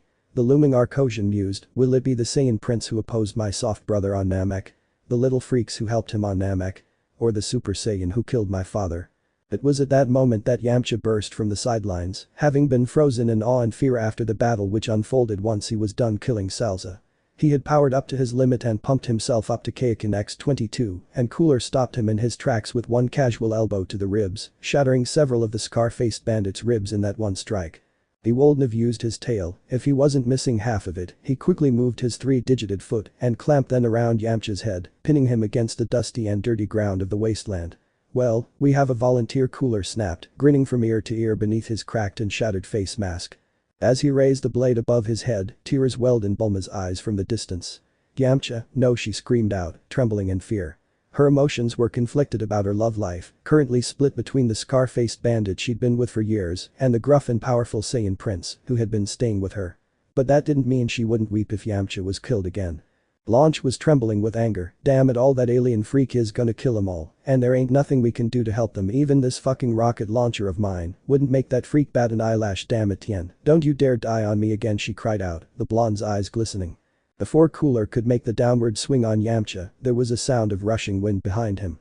Cooler paused and turned to see Goku standing behind him with his fingers to his forehead and his messy black hair blowing in the wind. He was wearing a white ruffled shirt, purple chest plate and shoulder pad with a gold trim, red trousers, and his normal black and gold boots. Goku Krillin croaked out weakly, rubbing his bruised forehead. Yaya, Yamcha bleated out weakly, barely conscious. It's about damn time, you low-class idiot, Vegeta grunted. Goku. Oh, I see, you're the Super Saiyan that almost killed my little brother. Cooler said, lifting his foot off Yamcha's head. Brother? Yeah, you kinda look like Frieza alright, and you're every bit as rotten as he is, Goku said, an explosion of gold light enveloping him, his hair shooting up and taking the same golden shine. HMPH, yes, I see now, power like yours would certainly cause my brother trouble, but not me, Cooler roared, making a sideways slash. Goku vanished a split second before the blade hit him, and when Cooler turned he saw Goku holding the wounded Yamcha. He vanished again and set the bandit by Launch and Bulma before returning to Cooler. That technique, Cooler murmured, about to say more before Goku punched him square in the gut, making Cooler double over in pain and drop Trunks' sword to the ground. Get off this planet and never come back, Goku ordered, clenching his fists. He was fresh to the fight, far more capable now than Cooler was in his wounded, fatigued state. The Arcosian grit his teeth, seeing that now he'd have to make a last-ditch effort to win. Kill them all in this pathetic planet. Cooler gave a yell and launched a large energy blast at Goku, which the Super Saiyan blocked, only jetting some tears and burns in his clothing from the attack. But when he looked up, the sight of Cooler in the sky with a blazing supernova attack in one hand made Goku's eyes widen in shock. None will be allowed to surpass me, I'll kill you 2 filthy monkeys, and then I'll finish Frieza off, and then I alone will be the mightiest being in the universe, the Manic Arcosian roared, cackling wildly as he flung his supernova at Goku. The Super Saiyan braced himself for the incoming energy sphere, not willing to let Earth meet the same end as the original Namek, and as the ball hit his hands he was gradually pushed deeper and deeper into the Earth. By the time the supernova was halfway into the Earth, only a single slowly sinking hemisphere visible, Cooler thought his victory was secure. Until he heard a noise, a violent yell that burst through the sound of his energy ball. One syllable was all he caught, ha, and with that his supernova was flung from its crater by a massive blue energy wave. Try as he might with his telekinesis, he simply could not stop the incoming attack, and the two Kai blasts smashed into him, carrying him off on a collision course for the sun.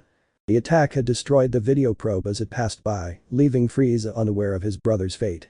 But he knew he was dead. Nobody could survive being hurtled into the sun, could they? As the view screen showed only static, Frieza slowly rose up to his feet and wiped at his eyes with his palm. There was dead silence in the chamber, Mid-Gyo clamping his beak shut with his hands, and Ace holding Polari in place.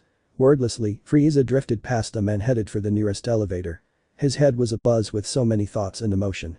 Grief over his father's death, rage over Cooler receiving the long-sought praise of their father that Frieza never received, joy over his asshole brother's death, but also great curiosity over the new form he exhibited on Earth. The Arcosian prince had seen it with his own two eyes. If a weakling like Cooler could get enough of a boost from such a transformation that he could actually defeat one Super Saiyan, Frieza could only imagine just what kind of boost that transformation would give unto him. But where had Cooler discovered this power? As Frieza left the elevator and headed into his private bedchamber, he vaguely recalled Cooler saying something about the ruins of the ancient Arcosians. That in itself sounded familiar to Frieza had his parents mentioned it in the past. Frieza's private chamber was a rather large room, his oval-shaped bed with its silken ebony sheets being the centerpiece of the room, white curtains between the bedposts partially obscuring it from view.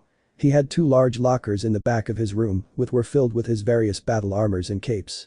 He had a large view screen currently retracted into the roof of his bedchamber, with which he could receive any important messages or transmissions without having to leave the comforts of his bed.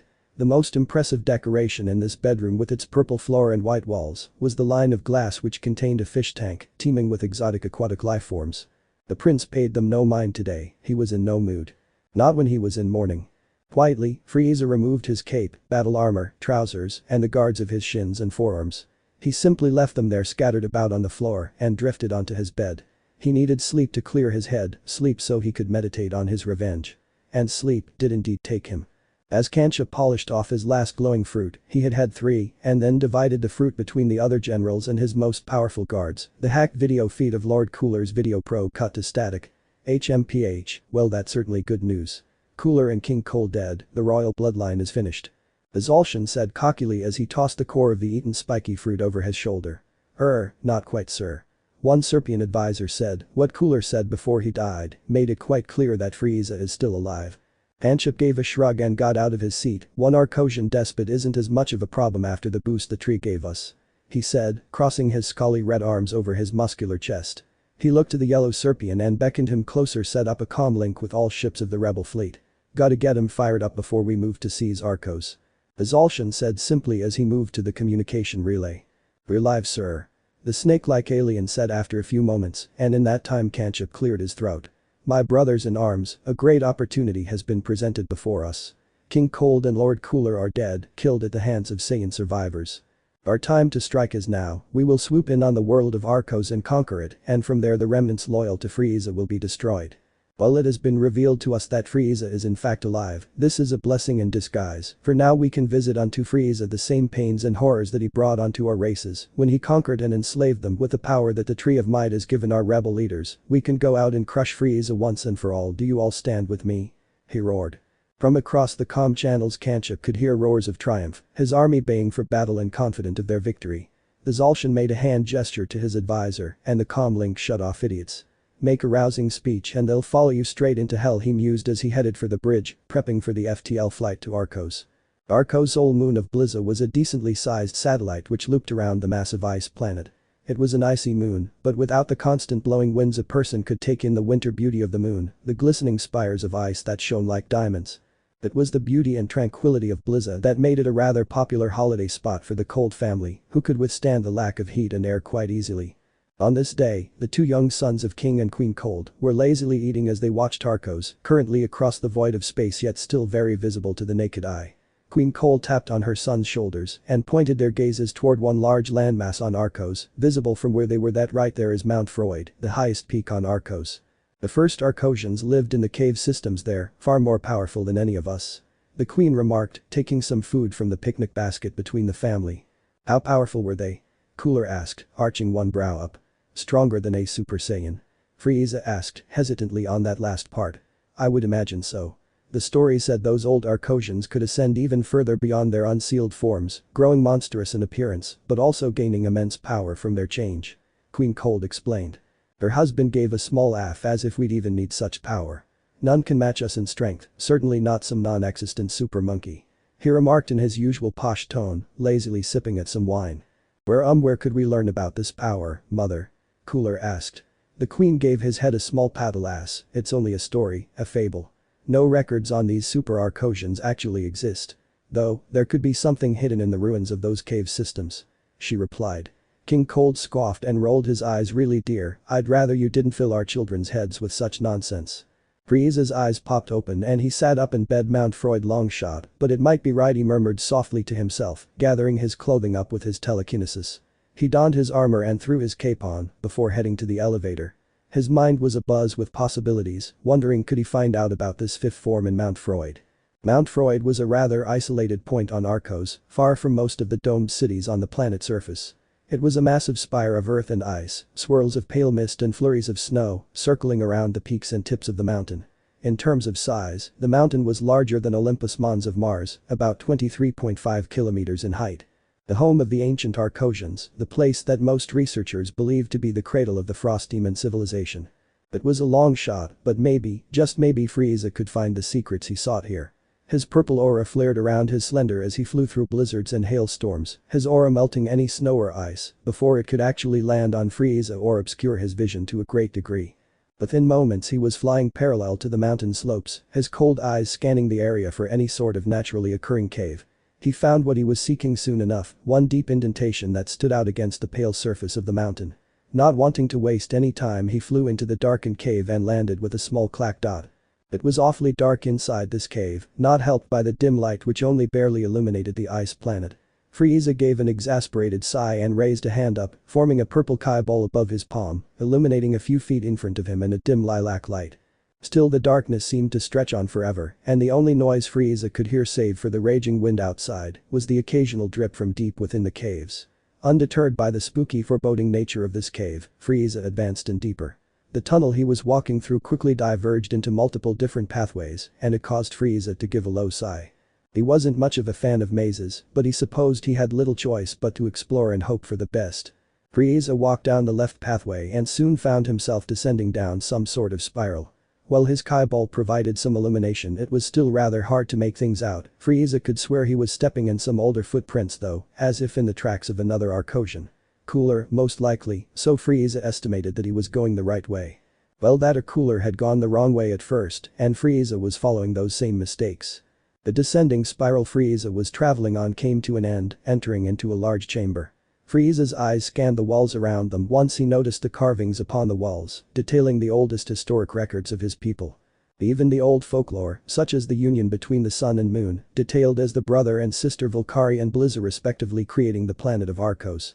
The next carving Frieza ran his slender fingers over detailed the creation of the early Arcosians, how Blizza sculpted them from the ice itself. Such flights of fancy, Frieza fondly recalled studying the tales in his youth. After that, the carvings moved into detailing the actual history of his people. The early 7 tribes who would war over territory and sparse resources. One tribe was more powerful than all the others and led by a figure who was quite respected by the Cold family as he was their oldest known ancestor. The Snow King, Fai. As he traveled down the chamber, he noted how all the carvings now were detailed accounts of Fai's battles with the other tribes, how none of them could surpass him. And then the chamber suddenly came to a hand and Frieza found himself standing before a wall.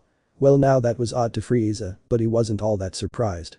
The accounts on Fai's later life were mixed to say the least, but the Arcosian prince thought that at the very least there would be some sort of conclusion in this old story chamber. The Arcosian prince ran his hands over the end wall of the chamber, humming curiously at the wall before him. He increased the amount of energy in his Kai ball to make it larger and increase the brightness, and he couldn't help but notice something jutting out of the end chamber wall. It looked like an icicle, just jutting straight out, not melted at all. On the ground directly beneath it was some sort of dish that seemed to be sculpted into the floor itself. The Frost Demon advanced, eager to learn more, and as he neared the odd icicle, he noticed that there seemed to be dried blood on it. Just what was going on here exactly? What kind of crazy puzzle shit was this? Frieza reached an ivory hand out to the icicle to inspect his, and then gave a sharp hiss as it began to glow and cut into the flesh of his fingers. Fresh blood stained the icicle on the wall and then proceeded to drip into the small dish on the floor. It seemed to glow crimson once it hit the dish, and a rumble echoed through the large story chamber. "You bear Snow King's blood. You are welcomed in this tomb." The booming voice echoed, the rumble growing stronger. The end wall seemed to split open and parted itself by a few meters, kicking dust up into Frieza's face. The prince quirked a brow and walked into this new opening, which led into another chamber, a large sculpted stone tomb at the very end of this chamber. On the walls to either side of him, they detailed Fayu's loss of his family after he returned from a hunting trip, the other tribes having massacred them in his absence. And then the last story panel showed Fayu's ascension to his monstrous fifth form, how he brought all the other tribes under his icy fist, establishing the new world order and the start of the Cold family's dominance over the Arcosian people.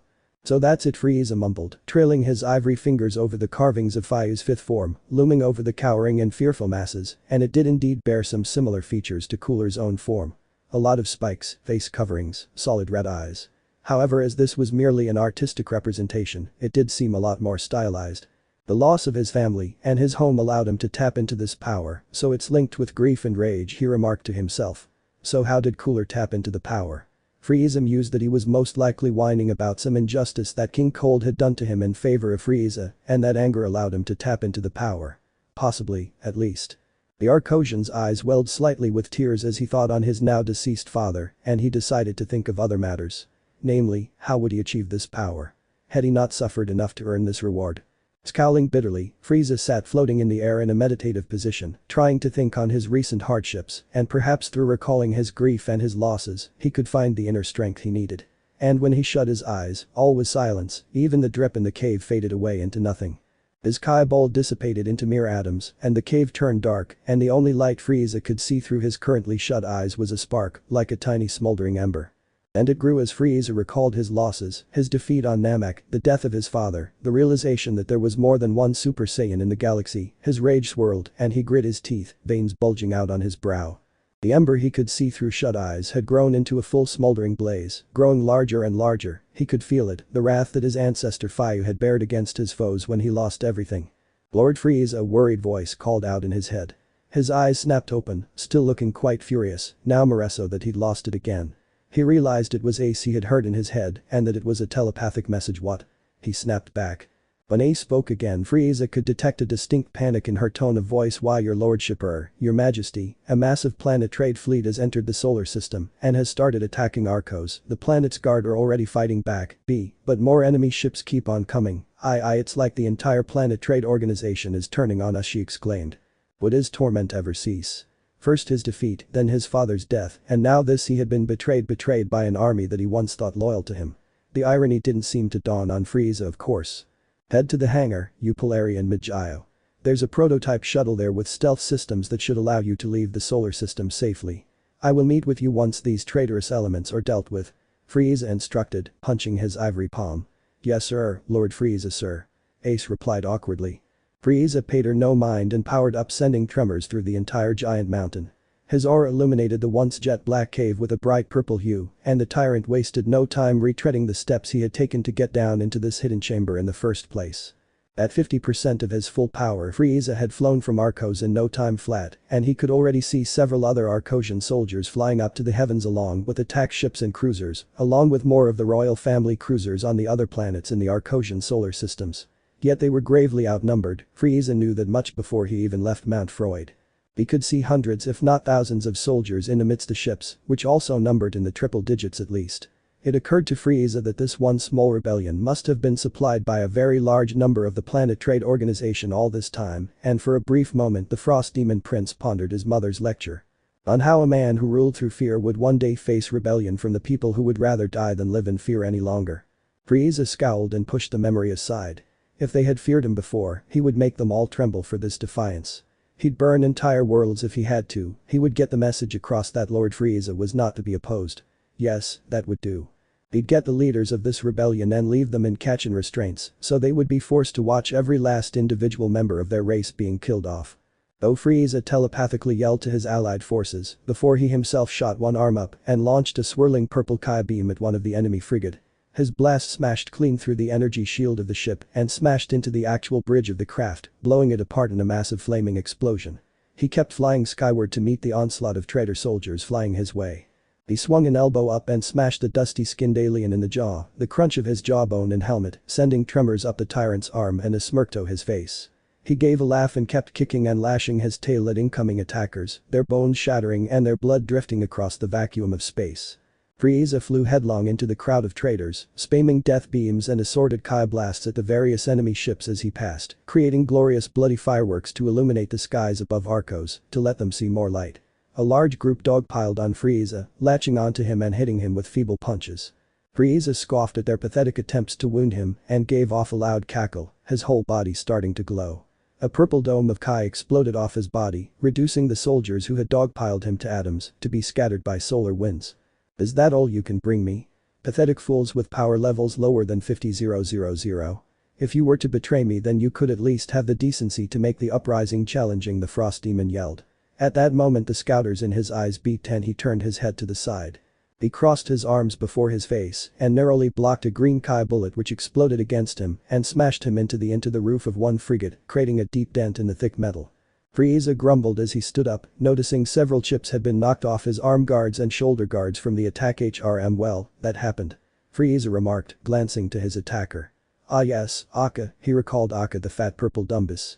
His power level had taken a hefty jump since Frieza last saw him going by scans, he was in the several millions range. You wanted to challenge Frieza? Try me, Akka yelled, giving a throaty laugh. Frieza rolled his eyes when Akka lunged at him and quickly blocked an incoming punch, his foot moving back a few inches from the power of the impact. Another block and quickly shot his tail out, stabbing the tip through Akka's armor and purple flesh, and he even managed to stab a few centimeters into his flesh before the ogre copped what Frieza was doing and managed to hop back. Sneaky Akka said, wagging his finger. Frieza lazily rolled his eyes. You remind me of another fat purple bastard I used to know. You have so much in common. As Frieza trailed off, Akka pushed his foot off the metal of the ship beneath him and lunged at Frieza. Despite his large power increase from the Tree of Might, he still couldn't keep up with Frieza, his powerful fists slow and awkward, compared to the deft and nimble Frieza, he was fat and ugly too, you know. Frieza continued to mock, infuriating Akka even further. He swung a punch out which landed a clean hit on Frieza's pecs, cracking large chunks of his chest plate off. Akka gave a cocky smirk, which Frieza returned. You want to know what you both really had in common though? He asked, as if oblivious to the fist straining against his chest. The icy tyrant rapidly shoved his hand forward, smashing Akka into his gut with an air pressure strike and launching him straight into the bridge of the ship they had been fighting on. Frieza could see the officers of that ship, ill-prepared for the void of space, being sucked out into the vacuum and suffering the rather violent experience of explosive decompression. Frieza ignored them for now, figuring their hell was complete. He could see Akka groaning and standing up, looking at the advancing Frieza with fear-filled eyes. You're both dead. Frieza said grimly, a few feet away from Akka. Akka's eyes widened as wide as saucers, and he quickly opened his jaw, a green Kai ball forming in his mouth. Super Wahahano.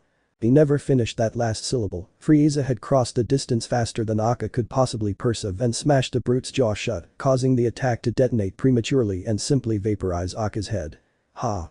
Frieza said simply, lifting the headless corpse up and smashing it through the hull of the warship, smashing Akka's body through every deck of the ship and letting the vacuum into every deck, killing all the crew not prepared to handle it.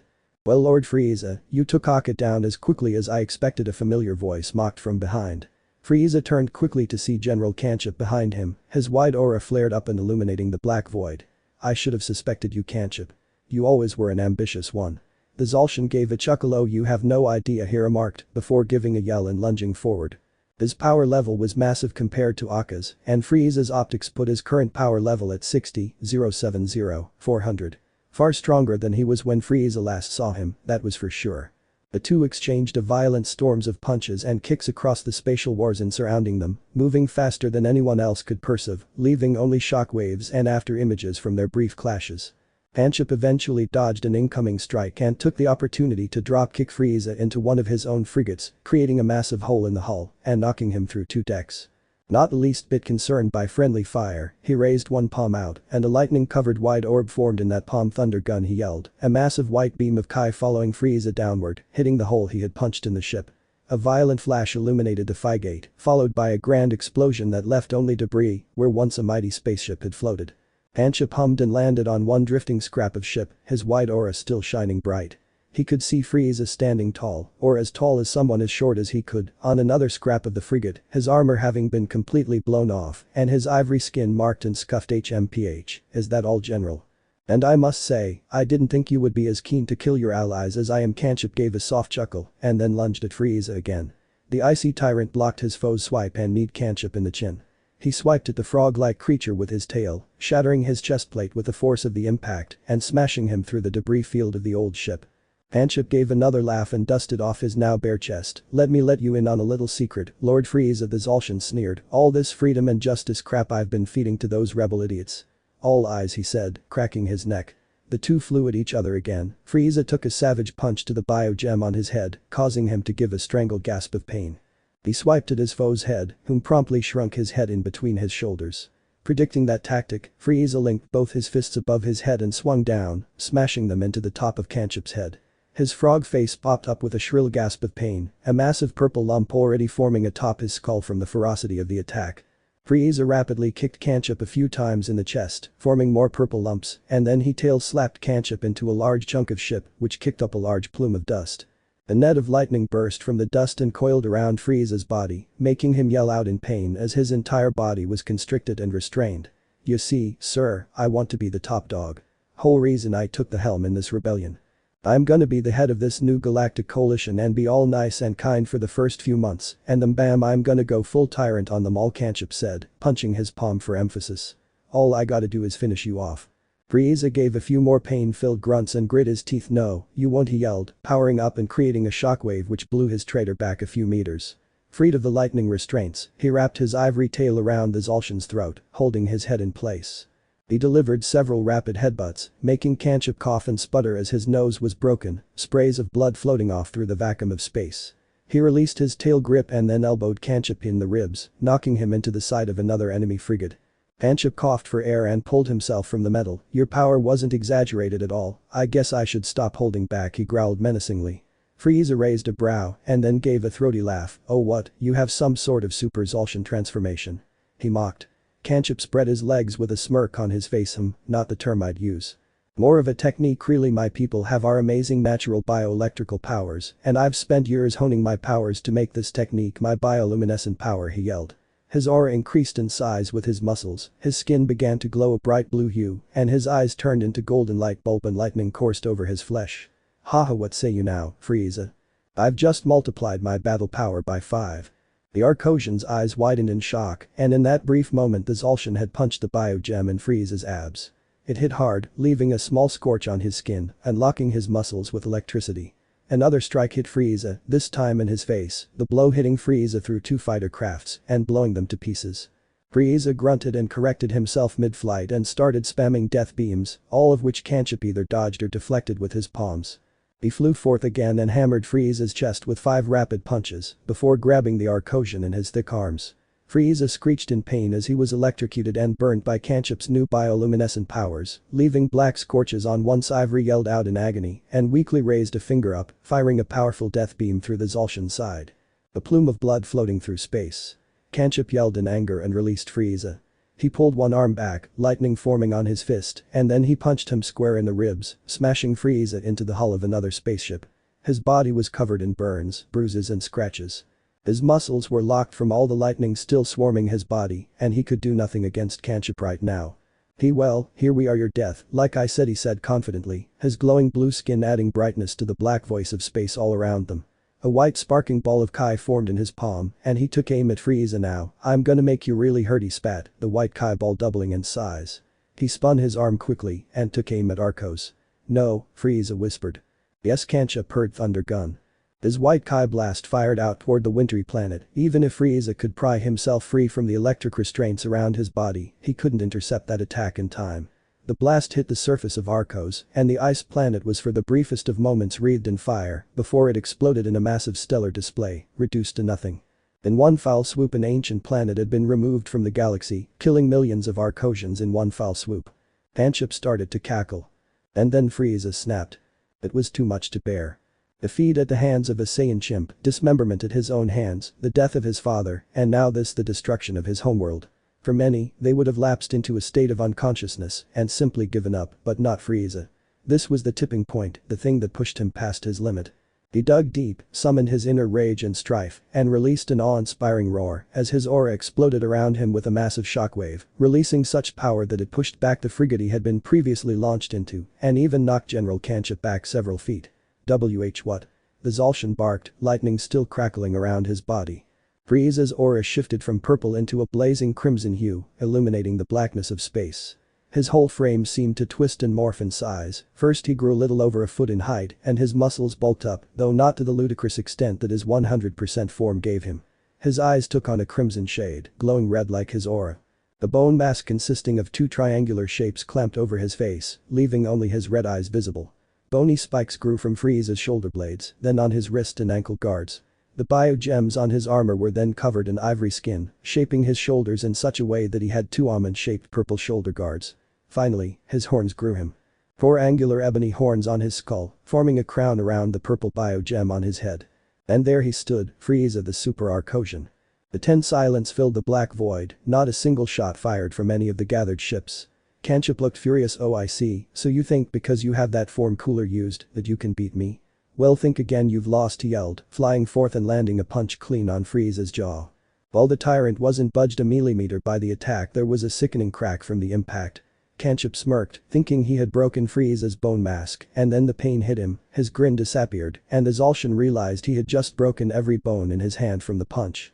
Before Kanchip could cry out in pain from his broken digits, Frieza had made a swift palm strike to the Zaultian's abdomen, smashing him through several ships from the force of the impact. "I'm going to break you. I'm going to break every single bone in your body, I will rupture all your internal organs, and then I will make you feel real pain," Frieza growled, his voice telepathically echoing across the black vacuum between the two warriors. Mid-Gyo and the two Arcosian maidens had indeed managed to make it to this stealth craft and took off minutes before the planet was wiped out. It was an odd purple diamond-shaped spacecraft with 4 spider-like legs on one end of the diamond for landings and a thruster on that end between the 4 legs. As Frieza had said, the craft's stealth systems allowed them to evade detection, and with the aid of their FTL drives, they managed to escape to the next star system, and from there Mid-Gyo monitored events in the Arcos system as they unfolded. The lead scientist had been very hesitant to tell Ace and Polari about the destruction of Arcos, but he felt they had every right to know. Polari had broken down on the spot, and Ace had attempted to be stoic and comfort her closest friend, though Mid-Gyo could clearly see the tears she was fighting back. The short avian turned back to the monitors aboard the medium-sized vessel, checking the battle between Kanchip and Frieza. He gave a loud squawk and hopped back as the instrument started buzzing and sparking as they struggled to register Frieza's new power level. "By the spirits," he whispered, Polari and Ace looking up from their mourning to see just what the commotion was. "Is that Lord Frieza?" Ace asked in shock, taking a step back. "And no way, just like Lord Cooler," she whispered, giving some small sniffles. As the sparking of the machinery stopped, Mid-Gyo cautiously approached to examine the instruments to see just how powerful Frieza had become. His power level has increased at least 30-fold," he murmured, checking the readings. "In this new 5th form, his power level is 3,864,000,000, he whispered, in disbelief at his own words. "Oh, Frieza, kill that frog for what he's done to us," Polari yelled, her voice straining with anger and grief. Kanchip was standing up on shaky legs on a floating lump of debris, trying hard to ignore the pain in his broken hand. He had put so much power into that punch, and all he succeeded in doing was hurting himself. He could hear Frieza's threatening voice in his head, no taunts or jokes, not threats either. He knew Frieza well enough to know what he was saying were promises. He needed to think fast and make a move, because Frieza was flying straight toward him, a burning red comet in the blackness of space. He pulled his working hand back, summoned up a large ball of Kai into his hand, and then shot that arm straight toward Frieza, a large white beam of him arcing toward him. Frieza made absolutely no gesture to stop the attack or dodge it, he simply flew headlong into the blast. The beam split clean in half as he flew through it, leaving not a single mark on Frieza's snowy white flesh. Seeing that his blast was doing fuck all, Kanchip broke off the attack and started weaving and flying through the crowds of rebel ships. Frieza didn't waste the time weaving around the frigates, he just flew straight into them, smashing through the thick metal hulls of the rebel crafts in his pursuit of his vile traitor. He could see volleys of laser fire being exchanged by the rebel fleet and the fleeing Arcosian ships, but the icy tyrant ignored them, solely focused on Kanchip. "Piss off," Kanchip roared, firing rapid-fire Kai bullets at Frieza. His glaring red eyes kept that unblinking hatred constant as he flew into the volley, letting every single shot hit him, just so the Zaultian could realize just how futile his attempts were against the newly empowered Frieza. The demonic Arcosian raised his hands, his telekinesis grabbing a hold of several enemy fighters and then started pushing them toward the fleeing Zolcian. The crafts converged and crushed in on him before a large explosion enveloped Kanchip, his sparking body being consumed by the blast before it launched him into the deck of one warship.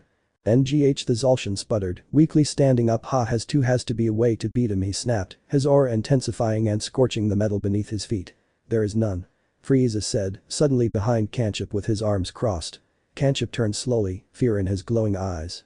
And in the span of a second Frieza had grabbed his head and slammed him into the hull of the warship before he started flying along and grinding Kanchip's face into the metal.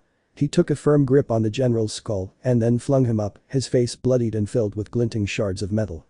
Shit, he grunted, floating backward. Suddenly he bumped into something and he very quickly realized he had bumped into Frieza. Gah, why won't you just die?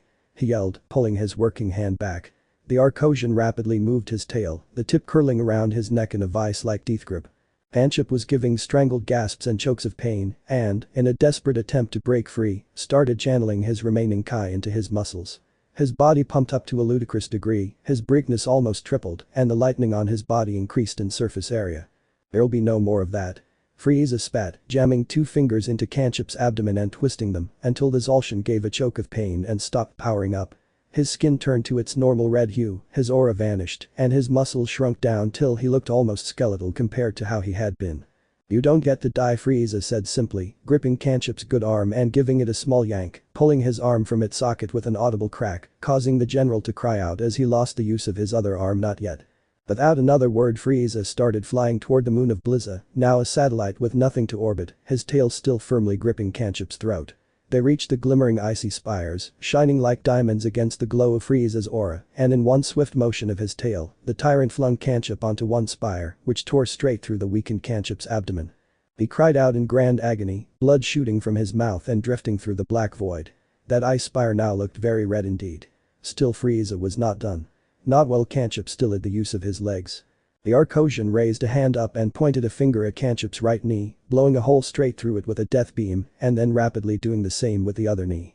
Frieza watched with unblinking eyes as Kanchip writhed and cried in intense pain. He felt no joy from the spectacle, it was a hollow victory that wouldn't restore what he had lost, but certainly he felt no regret. This bastard deserved it, he was a genocidal despot. But then Frieza thought on his own past, how his actions had effectively caused all of this. He gave an enraged growl at that realization, rejecting it for the time being, before turning his gaze to the rebel fleet. Such a large debris field, and it seemed all the Arcoians had fled, leaving only a few rebel ships that hadn't made an escape. Frieza could still do more damage to the bastards who took his world from him, and it would be an interesting way to test out his new power level. He raised his ivory hands up above his head and formed a crackling violet orb of Kai, which rapidly grew in size until it was about the same size of Blizza. Frieza flung the mighty energy ball forth. Taste my cataclysm strike, you traitors, the tyrant spat, the moon-sized Kai blast moving at an incredible pace to the starships who were scrambling to flee. The cataclysm strike simply engulfed many of the ships, but once it looked like they were about to make that jump into hyperspace, Frieza clenched both his fists and detonated the Kai blast, blowing the remaining rebel crafts to bits. He didn't know what to think, even as he saw his foes gone. Was he triumphant? Then all was silence, until he heard a broken laugh from Kanchip. Frieza turned sharply and aimed a finger at the dying Zolcian. What is the meaning of this? How dare you laugh at me? Frieza growled, his voice far deeper now in his fifth form. You don't get it, do you? Kanchip wheezed out, coughing and retching up more blood. Even if my rebellion has failed, I still won. I've heard why you with more than just physical wounds. Your planet is gone. Dead. And no empire either, you've nothing. He croaked out weakly, giving a cracked wheezing laugh. Frieza kept scowling as, deep down he knew this to be true. Thankfully Kanchip could see none of Frieza's facial expressions, even if the Zolcian was capable of opening his eyes. We'll see. Frieza said simply, turning his back on Kanchip and leaving him to die a low, torturous death on this moon without a planet. He reached telepathically across the galaxy and contacted Midgio. I'm ready for pickup. The Arcosian said, staring at the fragments of his home and empire. We're on our way, Lord Frieza, the Lit replied obediently. Lord Frieza, the very title stung him now. When the purple diamond-like craft approached, entering from hyperspace, and opened a door for him, Frieza wordlessly floated inside. He could see the tears that had marked the faces of Ace and Polari, and pangs of guilt hit his cold heart. He knew that ultimately, he was responsible for their sorrow. Where shall we go now, Lord Frieza? Midgio asked, heading to the control panels of the ship. Lord of what? Frieza asked, giving a small grunt as his body shifted back to normal. A low sigh escaped his purple lips. Just head somewhere we can pick up supplies. He said with a sigh. I need some rest, he said, quietly walking to an elevator on the craft. This vessel his late father had dubbed the Shatterstar. He had walked to one chamber on the ship and flopped onto the bed, quietly shut his eyes. So many things swirled in his mind, but one thing stood out above all else. Through fear, Frieza. His subjects follow him because they fear his wrath. Mark my words though, Frieza, anyone who ruled through fear will one day face rebellion. Their subjects will realize that a life lived in fear is no life at all. No matter how slim their chances of victory would be, they'd rather die for freedom than to live any longer beneath the boots of a tyrant. It had been little over a week since the destruction of Arcos and the flight of Frieza's crew. The former prince had spent that time pondering what his next move should be, as it was a scenario he'd never imagined he'd be in. He had no pre-made plans to handle it. Of course, finding a way to bring back Arcos and its people were the most important things on his mind, and for the first time in over a year, defeating the Super Saiyans became number 2 on Frieza's to-do list. The only problem was, just how would Frieza accomplish this? He knew from experience that the Namekian Dragon Balls were far more experienced than they were worth, even if he hadn't blown the stupid planet to rubble. He couldn't have gotten those balls to work without knowledge of the Namekian language, and no Namekian would help him in that regard. For a brief moment, Frieza felt guilt over the destruction of that stupid ugly backwater planet. He was getting soft, or at least that's what he told himself. He knew full well why he had felt like that, because he had endured the same pain he inflicted on the Namekians. Hell, when he thought on the matter he realized he had gotten off light compared to what he did to Namek.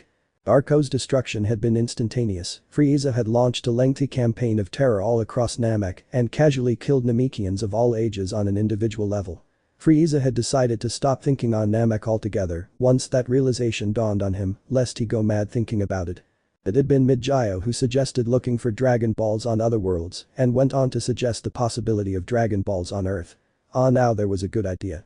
He could get his wish to restore Arcos and then use his new powers to beat those super monkeys into the dirt. Killing 2 birds with 1 stone, an excellent notion still, it would take some time to reach the Sol system from the now desolate Arcosian system. And thus began the crew's lengthy journey across the galaxy to restore what had once been a galactic empire. While traveling, Frieza had spent most of his time in the Shatterstar's relatively small gravity chamber, honing his 5th form for his future rematch with Goku. Mid-Gyo had, naturally, handled the tech aspects of the ship and he had Ace and Polari acting as his assistants. And that's how things would have stayed, were it not for the fact that they needed to stock up on supplies. Such was the case on this particular day, where they had set the Shatterstar down on the arid trading planet of Krevnis. Mid-Gyo, with the help of Ace and Polari, had managed to purchase a decently sized food cache with some oni they had to spare, which they promptly stored back aboard the Shatterstar. Waiting for Frieza to return to the port, the trio had grabbed some sodas from the nearest fridge and took a seat on a wall, gazing out to the distant white and brown buildings of the cityscape. Can I ask you girls something? Mid-Gyo asked, glancing at Polari and Ace who were sitting to his right-hand side. Shoot. Ace said, taking a small sip of soda. He could see in their eyes that the loss of the homeworld had still left them slightly shaken, though the hope of the Dragon Balls restoring their homeworld had brought some joy to the 2 Arcosian lasses. Well, for all this time we've known each other, not once have I found out just how you came into the service of Lord Frieza and why you've stuck by him through this. The Lid asked, lazily scratching his cheek. Polari gave a soft smile and looked to the distant red sun. Ace and me were just 2 street rats back when we were little kids, had to beg and steal to get by. It had been by complete chance that we bumped into Lords Frieza and Cooler and their late mother while they were out for a walk. She explained, taking a small sip of her soda. Ace gave a nod. Yeah, we just froze up when we saw them, no pun intended, and the queen just sort of looked at us in a bemused manner. Cooler asked if we needed jobs, and then Frieza said that the palace was in need of brand new handmaidens. The queen seemed surprised, but she consented. Polari gave a small laugh and wiped the back of her hand as a few dribbles of cola escaped the corner of her mouth. She was so nice. So yeah, after that we spent so much time tending to Frieza because, well, thanks to him, we had jobs that paid money, warmth and regular nutrition. We owe him a lot. The Arcoian maiden finished. Wow, that's an oddly sweet story. Mid-Gyo said, scratching the back of his neck. Well, it was back before Frieza was young, before he became so damn venomous and destructive and sadistic, Ace said with a casual shrug. How come you're still with us, Mid-Gyo? You could have probably snuck away at some point and got away, Polari remarked, leaning in a little. The avian gave a nervous laugh and stared at the soda can in his hand. Well, truth be told, I owe my life to Frieza, even if he doesn't realize it. If he hadn't taken me off of King Cold's spaceship, then I could have died on Earth. I'm in his debt and I'll stick with him as long as he needs me. The lit said, sounding almost a little proud of himself. Ace gave a laugh. That's pretty badass, bird nerd. She remarked as she crushed her empty can in one hand. Well, yeah, plus I couldn't just leave you two lovely ladies without my company. Mid-Gyo said with another chuckle. Polari bit her lower lip and then planted a small kiss on the lit's beak. How sweet of you, we just might have to think of a way to thank you for that kindness. She remarked with a small smile and a blush on her cheeks before she flipped off the wall and casually walked back to the Shatterstar. Mid-Gyo looked dumbstruck to say the least. Frieza, meanwhile, had been roaming the streets of this dirty desert planet in an attempt to see if there was anything worth buying. Yet, he found himself growing increasingly annoyed the deeper he went into the city. Every single fucking peasant was watching him and whispering to each other in hushed frantic tones as he walked past. It easily grated on Frieza's nerves, no matter how much attention he put on the stores before him. Is that If Frieza? He heard one voice whispered. I heard he died on Namek. No dummy, that was cooler. The stupidity caused Frieza to grit his teeth and made him clench his fists. He kept his gaze transfixed on one store window and yet still he could see their reflections against the streaked glass. PFFT, couldn't be Frieza, one lout remarked. How come? His female companion asked. What, you didn't hear? His whole stupid planet got blown up by rebels, like what he did to the Saiyans. He replied, rolling his eyes to the orange skies above. That pushed Frieza over the limit, comparing what happened to him to what he did to those stupid Saiyan apes. Stop. Whispering, Frieza snarled, spinning around rapidly. His eyes sparked and a massive explosion ripped through the building behind the crowds, causing the crowds to scream and flee for miles around. Frieza took several deep breaths in an attempt to calm his nerves and then finally he stood up. Fully gus stupid peons. They don't understand anything, he said, spitting on the ground. He briefly noted that he hadn't actually killed anyone with the blast. Was that intentional? No, of course not. Those fools just got very, very lucky. Still, this encounter had made something quite clear to Frieza, that from here on out, he'd need a disguise when not on the Shatterstar if he was to avoid the attention of the chattering masses. So Frieza examined the now deserted city streets, checking for any sort of clothing store. He soon found the closest thing, an armor emporium titled Tough Tech. How quaint. Frieza kicked the metal door clean off its hinges and stalked inside, looking for something stylish yet functional for what the former ruler had in mind. He snatched up a red chest plate that covered the upper part of his torso and had a crotch guard. Beneath those armored plates was a white fabric shirt that went down to his wrists. He slipped on some thick onyx gloves, then some baggy black trousers, and then some shining red metal boots. Now for the facial covering, Frieza mumbled to himself as he browsed the helmet shelves.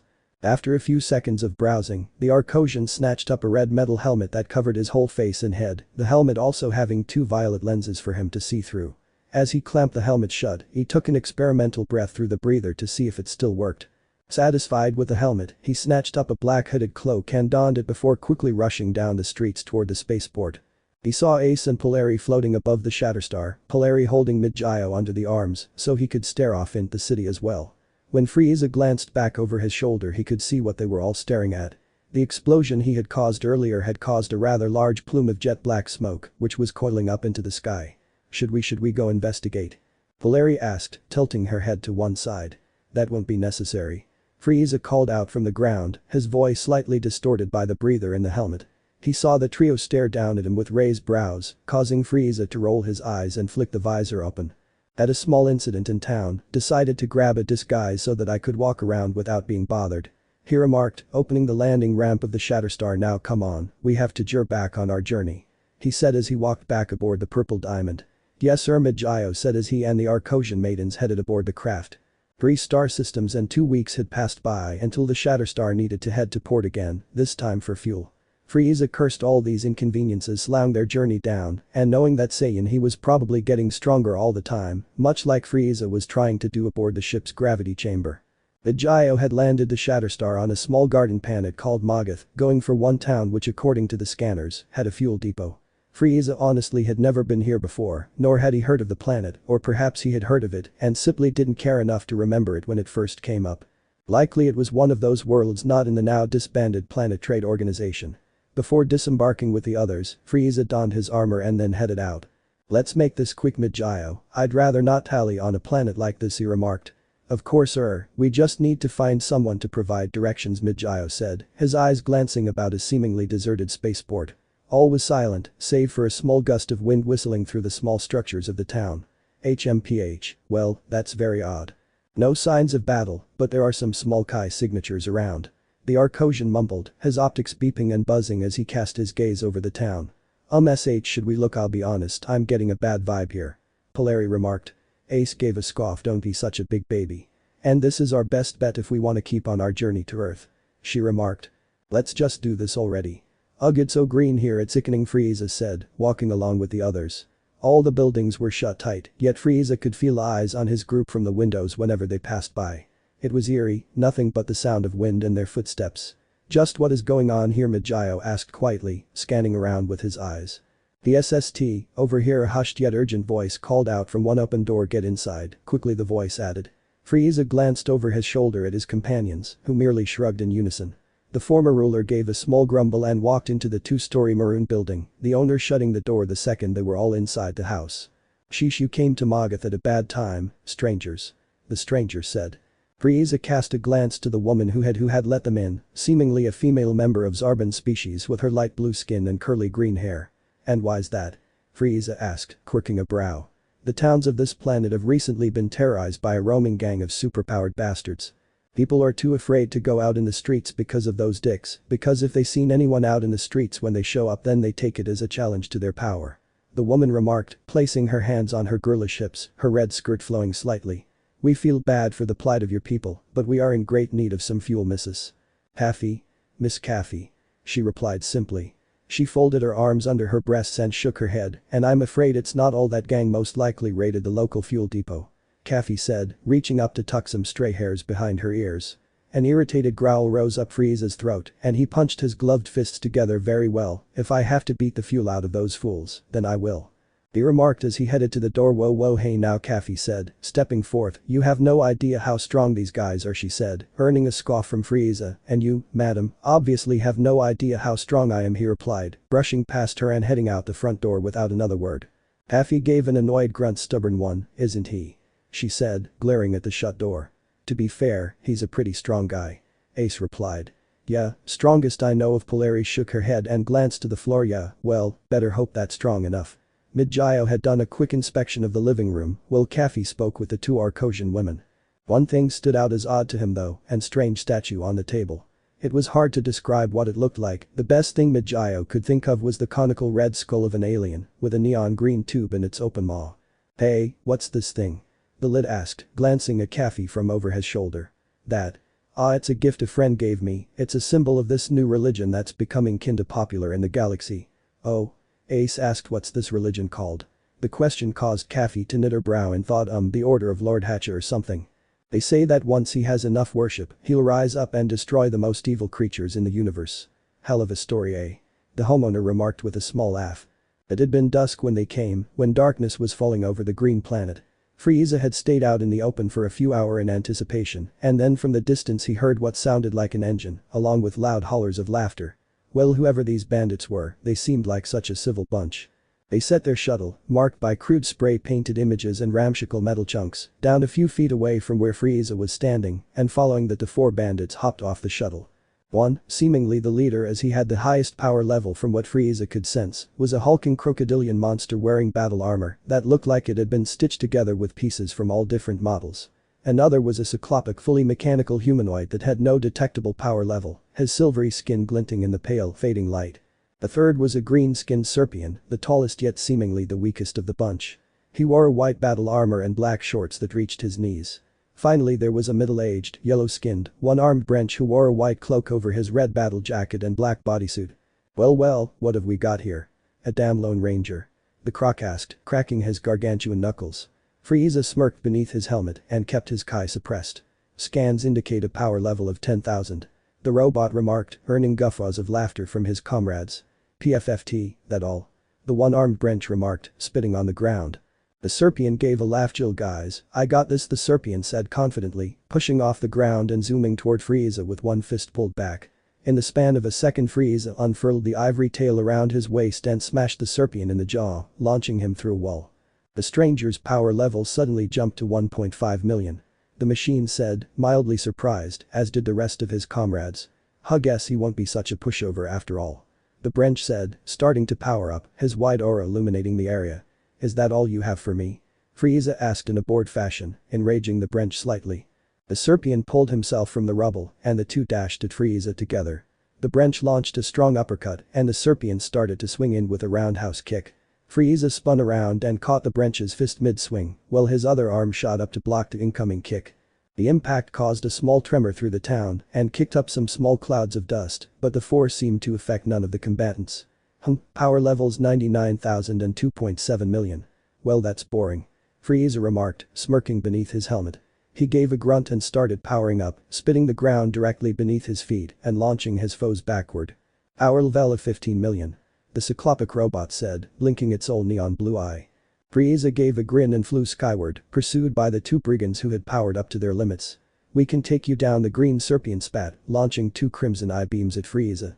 The disguised Arcosian twisted in midair, only getting scuffs in his chestplate for his trouble. He launched several purple bolts of Kai at the Serpian, which were all narrowly avoided. Son of a bitch, he's holding back, the serpentine alien spat. The Brench flew forth and smashed both his feet into Frieza's back before delivering a flurry of bicycle kicks which knocked Frieza back a few feet.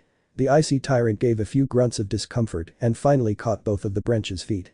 He spun his foe around rapidly and then released his grip, smashing him into the Serpian. He moved quickly and formed a white Kai orb in his palm, tossing it into the two bandit warriors. The ensuing explosion launched the two brigands into a distant hill. Not letting up his assault, Frieza forged a miniature death ball on his fingertip and launched it at the hill the two had collided with.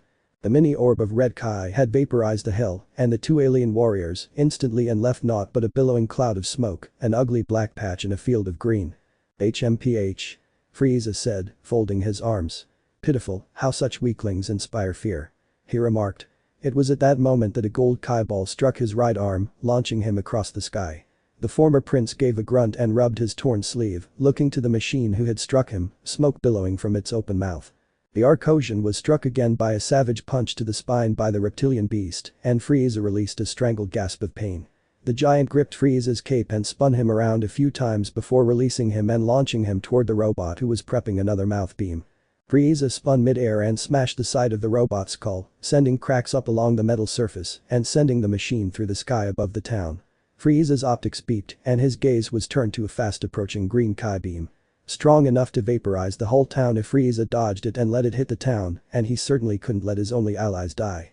He powered up, his Kai quickly jumping to 50 million, and swung his boot up, kicking the energy blast straight up into the heavens and receiving a scorch on his boot from deflecting the blast. It exploded with a radiant white flash, which Frieza had to shut his eyes slightly to avoid being briefly blinded by the attack. While he couldn't sense the Roboy heading his way, Frieza did indeed hear the approach of the mechanical menace. Purple lightning formed on his fingertips and he rapidly swung his arm at the robot twice, each swing producing a purple arc of Kai, bisecting the machine with his Fisher-slash attack. Bastard, the Croc yelled, flying straight toward Frieza. The Arcosian took a hard clothesline to the face which sent him tumbling through the air. He corrected himself in time to block an incoming knee strike with both arms, however the crocodilian alien took advantage of his larger size and managed to smash Frieza in the back of the helmet with his elbow. The grunt of pain escaped Frieza's lips, but before he could counter, the remaining bandit had gripped his skull within those massive scully hands and then started rapidly flying to the ground. When they hit the rock patch of land, they hit it hard. A massive tremor rang out, creating a large crater where they had hit the earth and sending shockwaves to the town in the distance. The hulking alien kept his grip firm on Frieza's helmet and the former prince could almost hear the sound of it cracking. Thinking quickly, his tail shot up, the tip piercing through the Croc's armor and then into his stomach. The Ebist roared and howled in pain, stumbling back and clutching the bleed hole in his abdomen. The Arcosian delivered a swift punch to the Croc's jaw, sending a spray of blood and broken tooth fragments across the dirt, followed by a rapid snap kick to the beast's ribs and sending him several meters through the dirt. The Croc stood up and glared at Frieza, starting to power up again. You son of a bitch, I have a power level of 50 million, the only person who could be stronger than me is Frieza, he roared. The icy alien grinned beneath his helmet exactly. Frieza raised two fingers up and fired a small red dot into the Croc's pierced stomach, causing the alien to gag and double over in pain. What did you do to me? The hulking beast wheezed out, his aura vanishing. I beat you. Frieza said coldly, clenching his fist and expanding the energy dot rapidly inside his foe until he exploded spectacularly and left naught but a few chunks behind. Satisfied, Frieza started flying back to the Magath village, his purple aura illuminating the dark sky. When he landed, the various colonists came flooding from their houses, showering Frieza with their thanks for freeing them from the reign of those bandits. They're cheering for me. Frieza thought to himself, it feels different than when I had an army who worshipped me out of fear, this feels sort of nice. He thought again, the corners of his lips twitching into a small genuine smile. Are you okay, sir? Ace asked, inspecting the damage done to his clothing.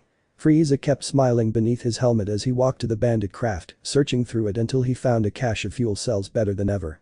Come on, back to the ship. Our mission is far from over.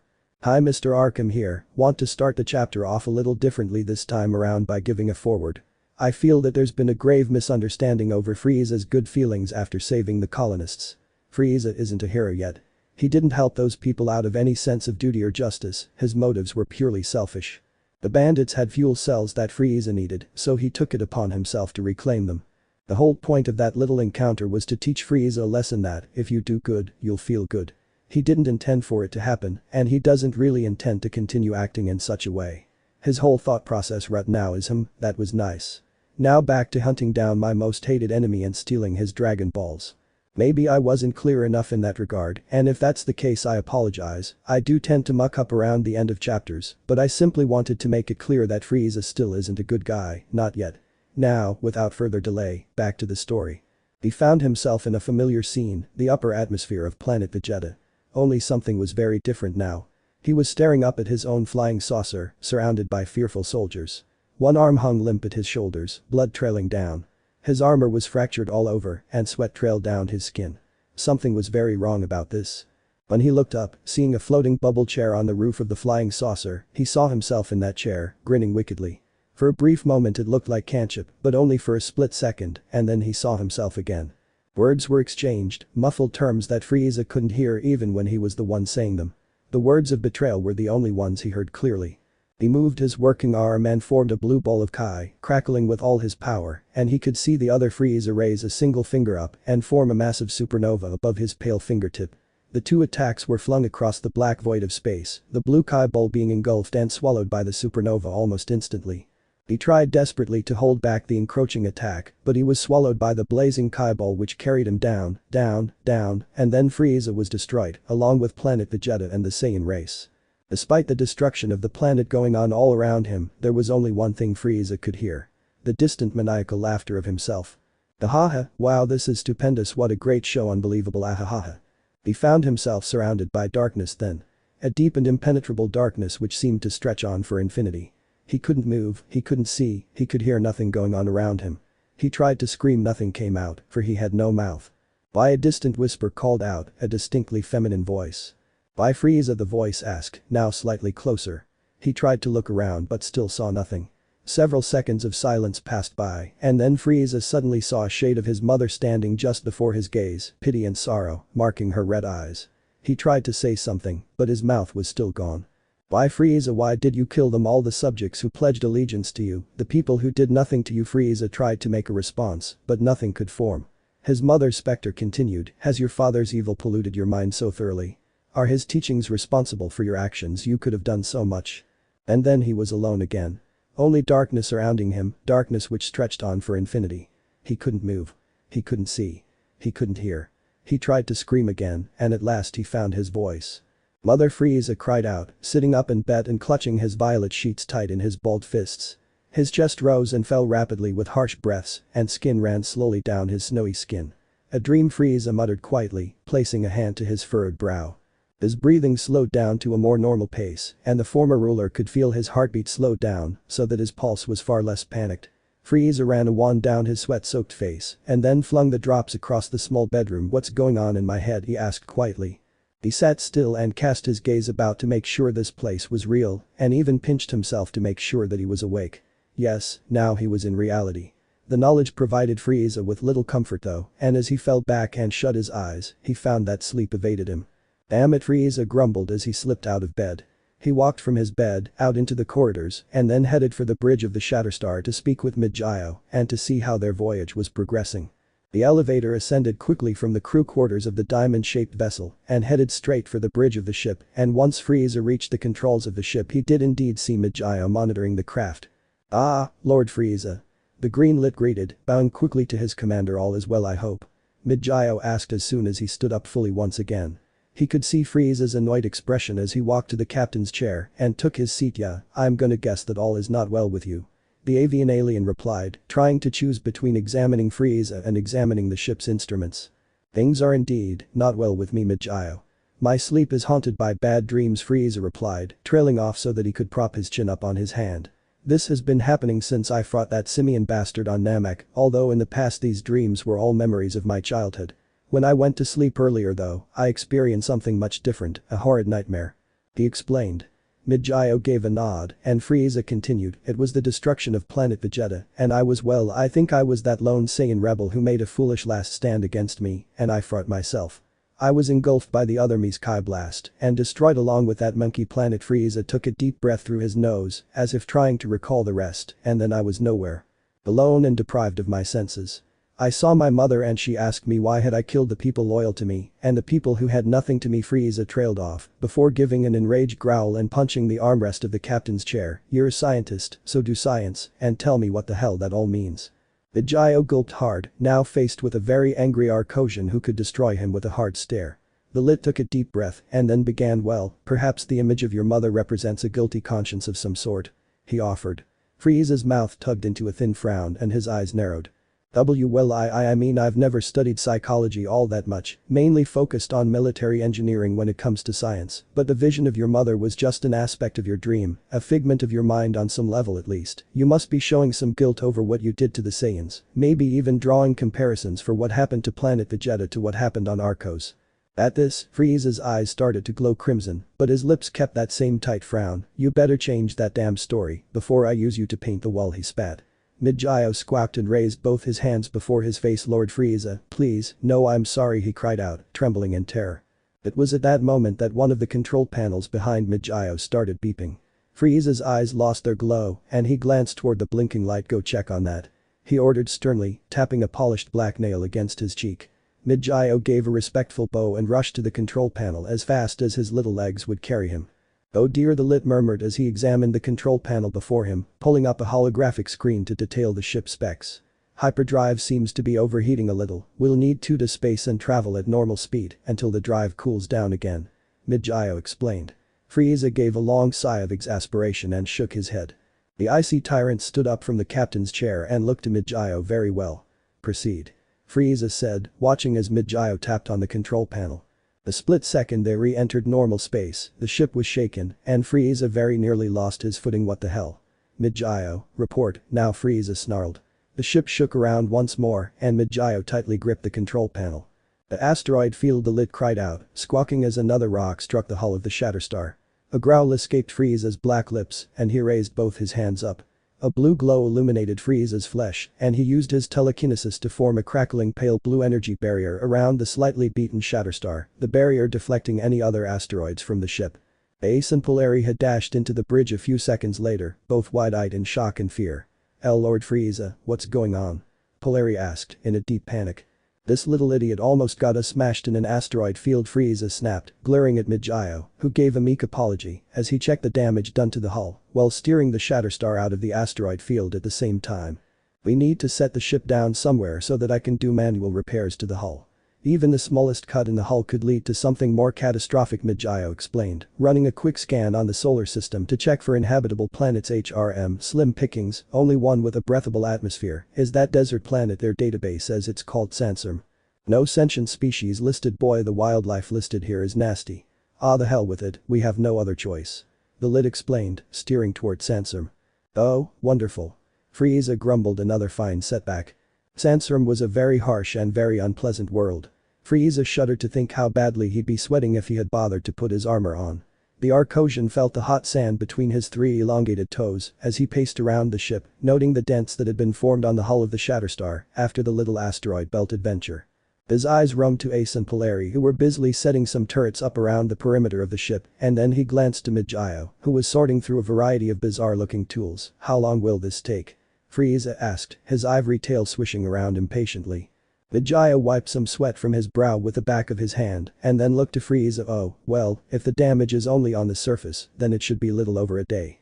If anything major has been done to the inner workings of the ship, well, I can't really say how long it'll take in that case, he replied, earning a scoff and an eye roll from Frieza. Just get it done. He said simply, before powering up and taking off across the sandy wasteland. He needed some exploration to clear his head. With all these setbacks, Frieza was growing increasingly frustrated. He flew across the dusty plains and found himself with a profound sense of déjà vu dynamic in that every single part of this planet he flew over looked the goddamn same, nothing but sand, deformed cactus-like plants, and very ugly rock, was one of those ugly planets with no right to exist. Several of the native beasts burst from the sand to accost Frieza. Giant scaly dog would be the best term to describe them, and by the standards of animals they were powerful enough with power levels in the thousands, according to Frieza's optics. Doubtless they grew so powerful to survive this harsh hellhole of a planet. Still no competition for Frieza, he swung his tail up and smashed the skull of one pouncing beast. He drove his heel into the throat of another creature and completely deformed its windpipe. He quickly fired a death beam and blew out the heart of another creature before it could so much as jump off the ground. He thought he got all of them until he heard a snarling from behind him. Frieza turned quickly to see one native monster lunging at him, one of his arms pulled back with a clenched fist ready to strike. However, before the punch could land, the scaly creature was disintegrated by a Kai blast which came from the sands below. With one eyebrow raised, Frieza glanced down to see just who had interfered with his battle. The figure on the ground below had certain curvy assets that made it quite clear to Frieza that she was a female. She was an inch or two short of 7 feet, her skin was a dark ebony shade which was glistening with thin sweat, and she had very toned muscles. Her hair was crimson in color and ran just past her shoulders. The armor she wore was, at one point, a white battle jacket which had seen a great deal of wear and tear, and as resources were so slim on this planet the repairs were scrappy. She had mainly applied animal bones and furs to the broken armor fragments, the most noticeable being the rather vicious animal skull she had on her right shoulder, and her boots, which were a mixture of old armor and beast leather. On her hip she wore a carved and sharpened bone dagger, which was most likely used for precise skinning. But the most shocking aspect of this strong, exotic woman to Frieza was the monkey tail swinging between her legs. "Sup, alien guy?" the mysterious Ionus greeted, giving him a wave. Frieza seemed stunned into silence and paralysis at the sight of another Saiyan survivor, but the dark-skinned woman seemed not to notice and continued speaking regardless. "Name's Inyan. Couldn't help but see your ship as you landed. Been kinda marooned here for shit I dunno, like 20 years. Hard to tell time here, you know," Inyan said, floating up. She pursed her lips in thought and looked Frieza over. "Hey, you seem familiar," she remarked, humming as she continued looking him over and examining his familiar features. "Oh, are you Lord Frieza?" she asked, genuine curiosity painted on her face. "Yes, I am," Frieza replied simply, still shocked by the presence of another Saiyan survivor. Inyan started floating upside down and gave a wicked grin. "Sweet. You bring any Saiyans with you?" she asked. At this, Frieza gave a cocky smirk and turned fully to Inyan. "No, the planet Vegeta is destroyed and the vast majority of the Saiyan race is dead. Killed by me," he said, his tone laced with pride. Inyan's eyes widened slightly at the news, but she then gave a shrug. "Meh, I was planning on doing some genocide of my own if I ever got off this rock.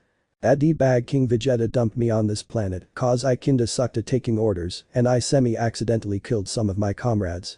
PFFT, who am I kidding? I aimed at them on purpose." Frieza seemed to be growing more annoyed by the young Saiyans' ramblings, but he seemed rather surprised when she suddenly assumed a fighting stance. "Hey, wanna spar? Bet I can beat you. I got really strong on this craphole planet," she said with a grin on her face as she started powering up, her white aura flaring up. Frieza's eyes widened as his optics registered her large jump in power, seeing it just slightly higher than Kanchup's base form. The sudden challenge took Frieza by surprise, but he wasn't going to let this Saiyan 8 think she was stronger than him. The Arcosian grit his teeth and powered up to "Fine monkey, if you want to die, then come at me," he growled, purple Kai flowing off his ivory skin. Readily accepting the challenge, Inyan flew forth and delivered a rapid roundhouse kick which Frieza ducked backward to avoid. He lashed his tail out before giving a shocked gasp as Inyan caught it. He could see the schoolgirl grin on her face as she threw him through 2 boulders on the sandy ground. Not wasting a moment, Frieza used his telekinesis to launch the rock shards and a sand plume at the dark-skinned Saiyan, who promptly flared her aura up to demolish the incoming projectiles. Frieza took his opportunity and suddenly appeared behind the Saiyaness, whom he promptly drop-kicked into the sand. Inyan started flipping across the sand, dodging some small Kai blasts Frieza launched her way. She finally landed on her feet and swerved around an incoming death beam. A smirk appeared on her face, and she fired a quick white Kai beam at Frieza's abdomen, which launched him back a few feet. She dashed up and swung a punch at the former ruler, which he blocked with one arm. Inyan narrowly dodged a tail stab but wasn't lucky enough to avoid a swift punch to the jaw, which sent her flying back about a dozen feet. The female Saiyan gave a hearty la and started rubbing at her bruised cheek. "Haha, this is freaking awesome," she remarked, much to Frieza's surprise. He gave an enraged snarl and flung a purple Kai ball at Inyan, the explosion launching Inyan skyward and forming some small scorches on her ebony skin. She tucked her knees in and rolled skyward before halting her ascent. The two lunged at each other again, launching flurries of punches and kicks at each other, but none of them actually managed to make a connecting strike, their blows either being dodged, blocked or their foes simply turned out to be an afterimage. Finally, Inyan landed a clean knee on Frieza's chin before hooking both her hands together above her head and slamming them down on the bio-gem on Frieza's skull, leaving a dent and smashing him into the hot sands of Sandstorm below. Frieza burst from the smoke and buried his fist in Inyan's gut, making her grunt and wheeze as the blow broke of chunks of her battle armor. His bruised head swung up, smacking the Cyanus in the face and causing a spray of blood to ooze from her bruised bottom lip. A manic laugh escaped Frieza's dark lips as he struck Inyan with an air pressure blast to her toned abs and smashed her into a large dusty mesa in the distance. Stupid simian, Frieza remarked, folding his arms over his chest. Still, this one is powerful. I can't get too cocky and leave her an opening by fighting fair time to test out the fifth form again. He mused to himself. As he saw Inyan rise, smirking and wiping her bloody lip with the back of her fingerless white glove, he started to flare his crimson aura up. His skin glowed an ethereal white and this time his metamorphosis occurred far faster. With a sudden flash of white light he loomed in the sky above in his super Arcosian form, his body wreathed in crimson Kai. His deep voice boomed across the desert as he yelled, "Do you feel fear at the sight of my full power, you simian fool?" Impotence. To his shock, however, Inyan was grinning like a kid in a candy store. "Ooh, transformations. Is it the transformation game?" she asked giddily. Frieza's crimson eyes widened in fear. No, he thought in panic, seeing Inyan assume a power-up stance. The ground trembled beneath her feet, raising rocks into the air. A primal roar escaped her full lips and for the briefest of moments her eyes flashed turquoise. No, Frieza thought, his thoughts rapidly growing more panicked. He froze up entirely as he saw Inyan's aura flash from white to gold a few times. With a final yell, her crimson hair spiked upward slightly and turned golden as her eyes maintained their turquoise color. With a grin on her face, a golden Kai aura flowing around her ebony body, she looked up to Frieza and said, "Super Saiyan. Pretty neat, eh?" "Oh, what the fuck?" Frieza grumbled. For a transformation that had once been a mere folktale, the Super Saiyan transformation was becoming an irritatingly common sight for Frieza nowadays. His red eyes stared down at the dark-skinned Super Saiyaness Inyan, who was busily throwing rapid practice punches at the air before her, and he could feel angry veins popping up along his thick snowy skin. Things were certainly going to be more even than Frieza had once anticipated. While his base power was marginally higher than Inyan's own, the Super Saiyan power multiplier of 50 was larger than the Super Arcosian multiplier of 30. As he pondered the possible power gap between them, he noticed that Inyan seemed to stop her warm-up exercise. "Okay, ready, haven't gotten anything to really test this form on, but hot damn it's gonna be fun with you, Freezer," the Saiyaness said, powering up her golden aura and kicking up a small sandstorm from the force of her Kai. She flew at him then, leaving an arc of golden light behind her, and swung a roundhouse kick at Frieza, which was narrowly avoided by the frost demon. Frieza's hand shot up and he rapidly caught her by the ankle, and he swung his free fist up and smashed it into Inyan's gut, causing the air to rush out of her at once. Keeping a grip on Inyan's ankle for a moment longer, he tossed her to the hot surface of Sandstorm below them and then launched a purple Kai beam after her. However, Inyan wasn't going down that easily. She gave a grunt and swung her boot up, kicking the Kai beam away from her, and with that the Super Saiyan raced toward Frieza with a golden Kai sphere in her palm. When the Kai blast was slammed into Frieza's abdomen, the explosion sent him sailing across the sky, with a trail of smoke billowing off the new scorch on his belly. Yet Inyan did not stop there, she moved quickly and appeared straight behind Frieza, landing a harsh overhand punch to Frieza's brow, which sent him crashing down into a mesa below. Frieza had been lodged a few inches into the rocky slope, yet he recovered his wits just in time to dodge a white finger beam from Inyan. Seeing her trying to close the distance, Frieza swung his arm up and hit the Saiyaness in the cheek with a haymaker so powerful it formed a small tremor that kicked up a small dust storm. While she was reeling back, Frieza flew around and kicked Inyan into the slope, followed by a powerful telekinetic shove, which blasted a deep ravine in the center of the mesa. Frieza watched as Inyan rose from the other end of the new ravine, coughing up sand and blood beneath her.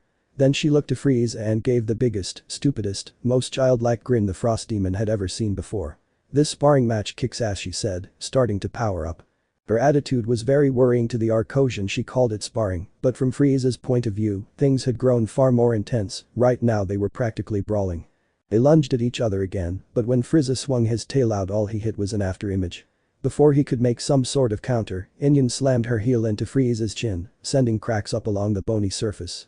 The Cyanus started delivering rapid-fire punches to Frieza's torso, leaving bumps and purple welts on the ivory surface before she swung one powerful uppercut at Frieza's jaw.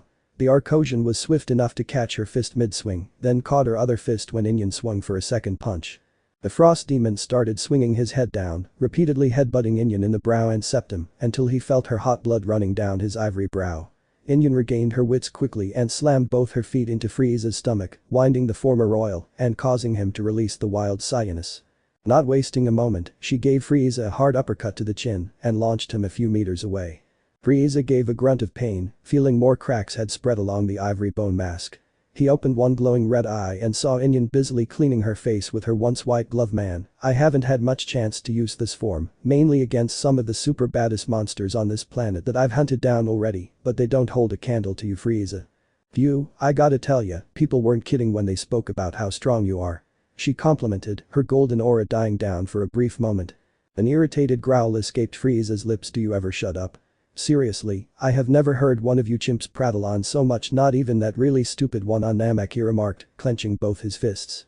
At that, Inyan gave a laugh. Ha, sorry. Kinda haven't had anyone to talk to in the past 20 or so years, well, nothing except inanimate objects and snarling monsters, but they ain't good for conversation. Guess the isolation drove me nuts. Well, more nuts. Always been a little crazy. But see, before I was here I was angry crazy, like pissed off all the time. I think the anger over being stuck here, plus the fact that I was about to be savaged, is what helped me transform. I just sorta snapped and became happy crazy after that. Make the best of a bad situation, you know. But maybe I'm remembering wrong cause my memories are usually totally foo. Shut up now, Frieza snapped, launching a massive purple Kai beam at the lunatic Cyanus. Inyan gave a sharp yelp and raised both hands to block the attack, but the Kai blast quickly pushed her down to the hot sands of Tsansum. Inyan was slammed into the planet's surface, followed by a massive explosion, kicking up a large cloud of sand and smoke. Frieza narrowed his crimson eyes as the smoke dispersed, showing Inyan with blood and burns on her ebony flesh, standing in an expansive field of glassed sand. She spent a few moments catching her breath and then powered up her golden aura. Ngh, hell yes, fucking love to bleed, she yelled giddily. Suddenly she moved so fast that she completely disappeared from sight. Not one to be outdone, Frieza moved equally as fast and the two super warriors started clashing across the blasted landscape of Tsansum. Were a human to watch this clash, all they would see would be shockwaves across the skyline from the impacts they were delivering to each other. After a lengthy bout at super speed, Inyan managed to get the upper hand, dodging one swift punch from Frieza and slamming her elbow into the back of his head. The Frost Demon gave a throaty growl of pain, but before he could counter, Inyan had roundhouse kicked him into a large rock formation which he was promptly embedded into. He managed to pry one arm free, just as he heard Inyan above him. Atomic Frieza glanced up, seeing a gold and red Kai orb forming in her jaws, burst. She roared as she spat the large Kai bullet at Frieza. He couldn't free himself in time, he only got his arms out in the nick of time to block the blast which plowed him into the dirt and atomized the rock formation he had been previously lodged into. The smoke cleared and Frieza could feel the black burn stinging at the ivory flesh of his arms. The blast had done some damage even after Frieza had made a block against it, but something else was causing Frieza pain now. All his muscles were beginning to ache and it was becoming slightly harder to keep his aura up. Then an awful realization hit the Frost Demon regarding his fifth form, one he hadn't noticed before due to only limited practice with the transformation in the past. The Super Arcosian transformation caused strain on his body from prolonged use and it was gradually making him weaker. Was this why Cooler hadn't come after him when he first unlocked the form? A lack of control. Would he be able to maintain that power long enough if he fought Goku again? With enough practice, could he go past this weakness? A dozen thoughts ran through Frieza's mind, but he brushed them aside and glanced up to Inyan in the sky above. Fatigue was starting set in with her too, he could see that much he'd have to end this quickly before he ran out of Kai. Inyan dashed at Frieza and the Arcosian quickly caught both her fists mid-punch. They were deadlocked now, both yelling and flaring their auras up, creating intertwining columns of red and gold Kai. A sandstorm raged all around them from their combined power and it felt as if the whole planet would shake apart at any moment. The glow of Kai between them intensified and a white-hot energy blast exploded from their clash, creating a massive explosion that could vaporize an entire mountain range. The explosion blew the two super warriors away from each other and then pain and fatigue knocked Frieza into unconsciousness. He had no idea how long he'd been unconscious, but the sky above did seem a little darker. His body was sore all over and a long low groan of pain escaped the former tyrant's lips as his body forcibly transformed back into his fourth form. He spent a few moments catching his breath before sitting up, watching the expansive field of glass sand with one open eye. I don't see the Saiyan monkey anywhere. Guess my fifth form is still superior to the Super Saiyan transformation, he mused, smirking slightly to himself. Then he heard a groan fro across the glassed field and his eyes widened slightly when he saw Inyan sit, burnt, bloodied, out of Kai and her armor very heavily damaged but alive. This Saiyaness was determined if nothing else. Oh man, hell, that was intense. Inyan remarked through ragged breaths as she placed a palm to her brow and ran her fingers through her crimson hair. She stood up on shaky legs and looked to Frieza. Wow, Lord Frieza, you can kick some ass. Hey, mind if I tag along on your ship? You know I'd make for a kick-ass partner. Plus I kinda don't like being on this stupid planet. Frieza mulled the offer over, and while the thought of asking another Saiyan monkey for help disgusted him, there would indeed be some benefits. She certainly seemed to hold no loyalty to her species, and if some of those other fools tried to interfere with Frieza's fight against Goku, she could hold them off. Plus he would have a decent training partner instead of just himself. A low sigh escaped Frieza's lips, and he stood up weakly. Very well.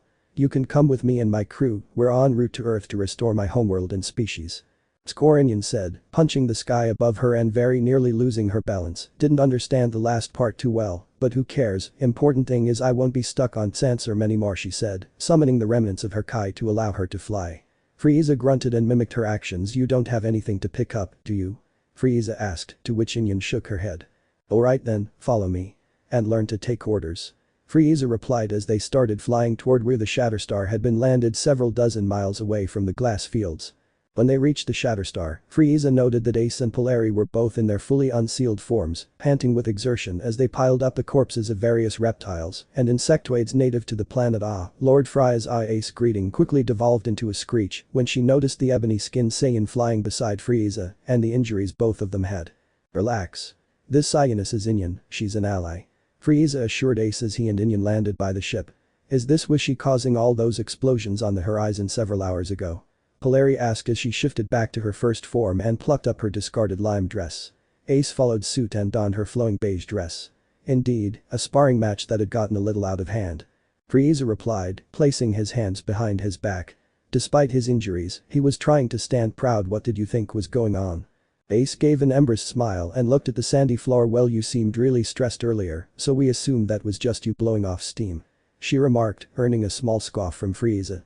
Shut up. Midjayo, is the ship working again? He asked, looking to the avian mechanic who was quietly drinking from a canteen of water. He made an OK sign with his fingers and nodded toward his leader. Throughout this exchange, Inyan had been examining the corpse pile Ace and Polari had set up in the hot sands. Let's see here. Edible. Edible. Not edible. Edible. So not edible unless you want to be crapping pinnacones for a week. She remarked as she split the corpses into two different piles. There we are. Some food to last a few days. She remarked as she plucked up the pile she had labeled as edible. Ace, Polari and Midjayo were examining the towering Saiyaness with expressions of disgust, shock and worry, while Frieza kept a blank expression. Saiyan savagery was nothing new to him. Damn it, let's just get in the ship and turn the damn medicine machines on. We have a lot of space to cover. He remarked as he hobbled up the landing ramp of the ship. Frieza had lost track of time after picking up Inyan, their voyage becoming a bit more prolonged with all the food stops they needed to make now. Damn Saiyan metabolism. Still, with her as a sparring partner, he had made a fair bit of progress building his strength, and the more time he spent in his fifth form the closer he was to maintaining it. Far from perfecting the fifth form, but it was a start. Despite the sporadic food stops, the several months since the Sansom incident had been rather dull and uneventful. But Frieza thought that was a good thing, more time to focus on his training. Hell, he hadn't even had one of his nightmares in this time period. The Arcosian man had hoped that it would be smooth sailing from here on out. Sadly, fate seemed to have other things in mind. Frieza had been resting in his bed when Midjayo reached him on the intercom. Lord Frieza, we received a transmission that you really need to come out and hear it. Midjayo explained over the intercom, earning an annoyed grunt from a sleepy Frieza. He supposed it was odd enough for them to be receiving transmissions. This sector was a fairly isolated part of the North Galaxy, and the Shatterstar was a stealth craft that was supposed to slip under the radars of any other starships. Worth investigating. He quickly left the living quarters and headed to the bridge where he found Midjayo and Ace examining one of the console banks. Frieza mused Inyan and Polari were probably doing other things right now. So? What's this transmission that I needed to be disturbed to hear? Frieza asked, impatiently tapping his long ivory tail along the ground. Midjayo pressed one button on the console and replayed the message. For several seconds there was crackling radio silence until finally a familiar voice came through the static, filling Frieza with shock and dread. "Frieza, I found you at last, little brother." Frieza's eyes were wide with shock and disbelief as he heard a voice belonging to a person he once thought dead. His own brother, Cooler, who had been killed by Goku on Earth, who was now speaking to him through a distant radio transmission. "Frieza, I found you at last, little brother. I had been scanning through the few ships belonging to the Cold family that still exist, and at last I found you on the quite a distance, haven't you?" The recorded transmission explained, its voice gradually becoming more clear. "I bet you have many questions, but they'll have to wait for the time being. Brother, I've uploaded some coordinates to the Shatterstar's nav computer, and at the trajectory our ships are traveling at, we should meet there in the span of a fortnight. A chance to express the future of our galaxy and the possibility of rebuilding our empire," Cooler's voice explained. "Until then, little Frieza, rest well and I'll see you soon," Cooler explained. As the recording faded back to static, the Arcosian, who had once been a lord, looked very unimpressed with what he had heard. "I don't know who that was, but it definitely wasn't Cooler," Frieza growled, crossing his arms. Despite the certainty in his tone, he supposed there were some slim possibilities that Cooler had survived his battle with the Super Saiyans. He hadn't seen him being killed by that Kamehameha wave. And if he managed to escape the blast, he could possibly have left Earth by traveling through the void of space, but following that, how would he have traveled any sort of distance? No spaceports near Earth. Vegito cleared his throat. "Be that as it may, Lord Frieza, I don't believe we should investigate this transmission. Likely it's a trap of some sort by remnants of the resistance." The Lid theorized, the possibility filling Frieza with unease. He had seen, after his encounter with Inyan, that these areas of the galaxy he had never been to could potentially house beings as powerful as himself. Still, he had to know just who was sending him this message, as likely this stranger wouldn't stop with just one message. "No, Midgaya, we are going to get to the bottom of this. I might not have been my brother's biggest fan, but he is partially responsible for the power I possess now, and his veins carry the same royal blood as mine, so I owe it to the remaining honor of my family to kill this damned impostor," Frieza explained. It would postpone their journey to Earth by a few days, but it would have to be done if he was to find the one who dared antagonize him. Midgaya gave a low sigh, but made no actual objection to the order. With a curt bow, he walked off to the nav computer and checked the nav computer. If only Frieza knew the truth of what became of his brother, he may have actually shed a tear. Meanwhile, across the galaxy. There was a storm of grunting and yelling over a once peaceful forest as the training session between Goku and Piccolo increased in ferocity, storms of punches and Kai blasts being launched between the various sea warriors. It had been some time since they were visited by the mysterious lavender-haired youth who only Goku and Piccolo knew to be Trunks, the future son of Bulma and Vegeta, where he warned them of a destructive android threat that would arrive in 3 years' time. They had no idea how grave their threat would be compared to what Trunks faced. Piccolo and Goku threw simultaneous punches at each other, missing each other by scant inches, the speed of their attacks forming small bloody cuts in their cheeks. Neither warrior seemed to mind, of course, both grinning wickedly. Then they started brawling across the powder blue skyline, their fists moving so fast that they were invisible. They had 2 more years to prepare, and while they were getting stronger, there was the constant worry it wouldn't be enough. Goku, using his instant transmission, had checked up on the others from time to see their training progress. Krillin and Yamcha had been routinely sparring, Vegeta was alone with the Capsule Corporation ship and pushing himself to his limit with the gravity chamber. Tien and Chiaotzu had been training in weighted gear in Bingyuku Island, near the home Tien had made with launch after his resurrection. Their progress was decent, but they weren't even as powerful as Frieza had been at his peak, and Goku worried about how much more powerful the 2 androids would be by comparison. In addition, there was the heart virus Goku had to worry about. Trunks had warned the kind-hearted Saiyan that in his doomed timeline, Goku had died from a heart virus which had no cure at the time. And while Trunks had brought a cure back to him from the future, Goku would undergo a brief period of illness and be stuck bedridden while the cure fixed his body. Could the others survive against the androids without a Super Saiyan? As Piccolo and Goku continued their sparring session, Gohan quickly grew restless of just watching and dashed in, throwing rapid punches at Goku, who was laughing nervously as he dodged. "Sheesh, Gohan, you're way too slow," Goku teased, quickly catching his son's fist and giving him a quick knee to the stomach before throwing him through the air. Worried as Goku was deep down, he was still going to do whatever he could to get strong enough for his battle with the androids. He found himself on Namek, but once more it was different to what he recalled. He was staring at himself again, in his first form and sitting in his bubble chair, with Zarbon and Dodoria at his sides. Looking at his own evil grin was a surprisingly chilling experience. All around him were burnt-out husks of Namekian buildings and several dead Namekians, including one child. He tried to make a move, but suddenly Dodoria was behind him. He heard and almost felt his neck snapping, and all went black. When light filtered back in, he was still on Namek and staring at his first form once more. Then he realized who he was, that lone Namekian warrior who'd made a stand against him knowing he would die, yet still fighting to his last breath. Frieza couldn't stop himself from moving despite his knowledge, and he flew straight at himself with one arm poised to strike. His hand struck the other Frieza's neck yet did no damage.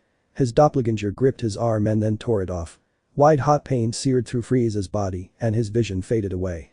His eyes were restored, but he felt a tight constraint around his neck as his lower back was being savagely punched over and over again. Sprays of blood and spittle escaped his lips, and it was at that moment he realized that he was Vegeta, being strangled and beaten by his doppelganger in his final form. He could feel tears sting at his eyes as his vision faded away once again. When he opened his eyes once more, his doppelganger was glaring at him with hatred and venom in his eyes, his body bruised rather badly. His index finger raised up, and a red dot flew from his fingertip and into his abdomen, and then Frieza realized he was in the body of the bald midget from Earth. He was flung into the air and gave a loud shriek of terror before his copy clenched his fist and blew Frieza to bits. Frieza gave a sharp gasp and sat up in bed, a cold sweat breaking out along his pale-toned flesh. He touched his face and realized that he had some tears running down and mingling with his sweat. He had been crying. Just a stupid nightmare. Why the hell am I shedding tears? The Arcosian snarled, punching his bedroom wall and leaving a fist-shaped dent in the gunmetal grey wall of his chamber. That was what he told himself, but all he could think of was the venom he saw in his own eyes and the agony he had inflicted on others. I took joy in inflicting pain once and then every horror I gave to the Saiyans and the Namekians was returned to me, Frieza thought to himself, just as he pulled his bedsheets up to wipe the sweat and tears off his face. He recalled the lesson that his mother had told him all those years ago, the fact that anyone who ruled through fear would one day face rebellion, and that's exactly what happened. His own cruelty led to his downfall, the death of the majority of his race save for a few Arcosian colonies, and the destruction of the Cold family empire. I've been a fool. Where did it all go so wrong? He asked himself, and while he wanted to blame Goku above all else, he knew full well that wasn't the case. No, the blame in that regard laid with his father. The loud beeping suddenly rang through the corridors of the Shatterstar and broke off Frieza's train of thought, signaling that they were approaching their destination. Several days of traveling, but Midgio still found no records on any planet in the coordinates Cooler had given them. Hey Frieza, Inyon called out from the corridor outside. Come check it out, this planet looks totally awesome, she added. The Arcosian scoffed and rolled his eyes, figuring it was more nonsense from the insane Scientist. Still, Frieza needed to check it out. So the snow-skinned warrior climbed out of bed and walked through the corridors, heading to the viewport Inyon was viewing through. The Scientist had changed out of the tattered armor she wore on Sandstorm and was currently clad in a black metal breastplate with a golden trim, nothing covering her arms or hands, along with baggy ivory pants, a red sash belt and sturdy black boots. She crossed her toned arms over her chest as she continued to examine their destination, so Frieza walked closer to get a better look at the planet. It was indeed a shocking sight to behold for two reasons. Firstly, this planet looked almost exactly like Namek. Secondly, there was a positively gigantic three-eyed silver lamprey-like creature latched onto one side of the planet, covering it in metal tentacles. It was large enough to be a planet in its own right. It was such an alien and shocking sight that Frieza had no idea what to make of it at all, no matter how long he stared. Pretty cool, eh? Inyon remarked. Frieza gave an annoyed growl and sent a telepathic message to Midgio, set us down somewhere that's not covered in tentacles. He remarked as he headed to the landing ramp, with Inyon in tow. As Frieza and Inyon flew over the surface of this strange planet, Frieza noted that it was worryingly exactly like Namek. Lush blue grass, deep green seas, islands everywhere. First his brother starts talking to him from beyond the grave, and now Frieza was faced with the ghost of an entire planet to haunt him. So what are we looking for? Inyon asked simply as they flew over the oceans of this ghost Namek. Are we just gonna search around for your brother or are we heading to that giant space squid thing? She asked. Frieza merely grunted in response, keeping his gaze focused on the horizon. Okay then. If you say so, Inyon replied, rolling her eyes. It didn't take all that long for Frieza's optics to beep, picking up a large cluster of power levels nearby. He gestured for Inyon to follow after him as he descended onto a large overlook above what looked to be a village. That was when Frieza saw them. Namekians, real Namekians, the very same ones he had killed off 2 years ago. They had been rounded up and slapped in restraints and were being led in a queue by a series of bulky cyclopic robots who of course Frieza couldn't detect any Kai from. We need to save the Namekians. Frieza said, looking to Inyon. Why? Inyon asked, quirking a brow. Because, Frieza replied, standing and cracking his knuckles. They have Dragon Balls. Inyon winced at that. You. Why the heck do you want those? They're not, oh forget it. He disappeared in a flash and reappeared straight in front of one cyclopic robot and kicked its head straight off its shoulders in a single strike. Just as the others detected him, Inyan had already blown two other robots to bits with a pair of highly concentrated Kai blasts, sending dust and metal shards into the air. Then no one portly Namekian said, trembling at the sight of Frieza, and not If Frieza, he added, continuing to shake like a leaf. As Frieza punched a hole clean through the abdomen of one Cyclopean robot, he heard another familiar voice that struck a chord of fear through the Arcosian's whole body. Yes, Frieza. Frieza turned his head slowly, and his eyes widened in shock as his gaze settled on a facsimile of his brother, his skin metallic and a light green shade, his whole body shining brilliantly in the sunlight as he let one foot rest atop a large rock. "See Cooler?" Frieza asked, in disbelief at the sight. Cooler kept a cocky smirk on his face. "Yes, little brother, it's me. Now then, if you would be so kind as to take your fist out of my robot minion, let us chat." Frieza's facial expression was one of shock and confusion as he laid eyes on the green-skinned metallic facsimile of his brother, while this metal Cooler kept a smug smirk on his face, his arms crossed over his chest. What are you?" Frieza asked, a tense silence filling the air. Even Inyan had fallen quite well mostly, she was kind of lazily chewing on the dismembered head of one Cyclopean robot. "Your brother? Can't you tell? Honestly, Frieza, hanging around in the company of monkeys must have dulled your wits." He mocked, a distinct mechanical echo in his voice. Inyan seemed not to hear the insult or just didn't care. She hardly cared when Frieza called her a monkey. "That's impossible." Frieza grunted out, standing up tall. He was surrounded by past ghosts, but he would show no fear. "I saw my brother die on Earth, getting blasted into space by the Super Saiyan," he stated matter-of-factly. He had to wonder just what connection this metal doppelganger had to the strange tentacled parasite latched onto Namek, and for that matter, just how did this clone of Namek come to exist? "I take it the video probe didn't transmit all the vital information of the battle," Cooler said, giving a soft sigh as he walked across the blue grass field between them. "That energy wave struck my supernova and pushed me clear into outer space. I would have hit the sun were it not for a massive explosion being caused by the two Kai blasts mingling. A massive chunk of my body was destroyed and I was left adrift in space. Much like you had been on the original planet Namek," he explained. For the briefest of moments, a flicker of sadness graced the android's face as he said, "As you can imagine, father was not there to rescue me, but the big Jeet star was. It merged with me, gave me this new body." He gestured to the looming silver giant on the horizon. "The big Jeet star?" Frieza repeated, looking to where Cooler was pointing. "Well, that's a fucking dumb name," Minion snorted. Cooler ignored her, in much the same way she had him. That's not important. What are you doing with the Namekians?" Frieza asked, his curiosity rising once more. Cooler looked to the fearful, chained-up villagers and kept that same smug smirk on his face. "They're going to be fuel for the big Jeet star." Meta Cooler replied calmly, making even Frieza step back in shock. Using living beings as fuel, Frieza could only imagine what kind of horrors would happen to turn them into said fuel. And it made him want to retch. He was a murderer, yes he and his brother both were, but Frieza scoffed, how soft was he going? It wasn't concern for the Namekians that was worrying. Surely not. No, he just needed them alive so that he could get their Dragon Balls from them. "That's not going to happen," Frieza said, his face hardening and his stance becoming stronger. Cooler raised a brow and seemed slightly taken aback by his younger siblings. "Response what?" he asked. Frieza shook his head. "You heard me, we need them alive. With their Dragon Balls we can bring back Arcos, we can restore our race, we can bring father back to life," he pleaded. Emotions twitched across Meta Cooler's face for a moment before he scoffed and shook his head. "No. Fuel is the main objective," he replied dryly.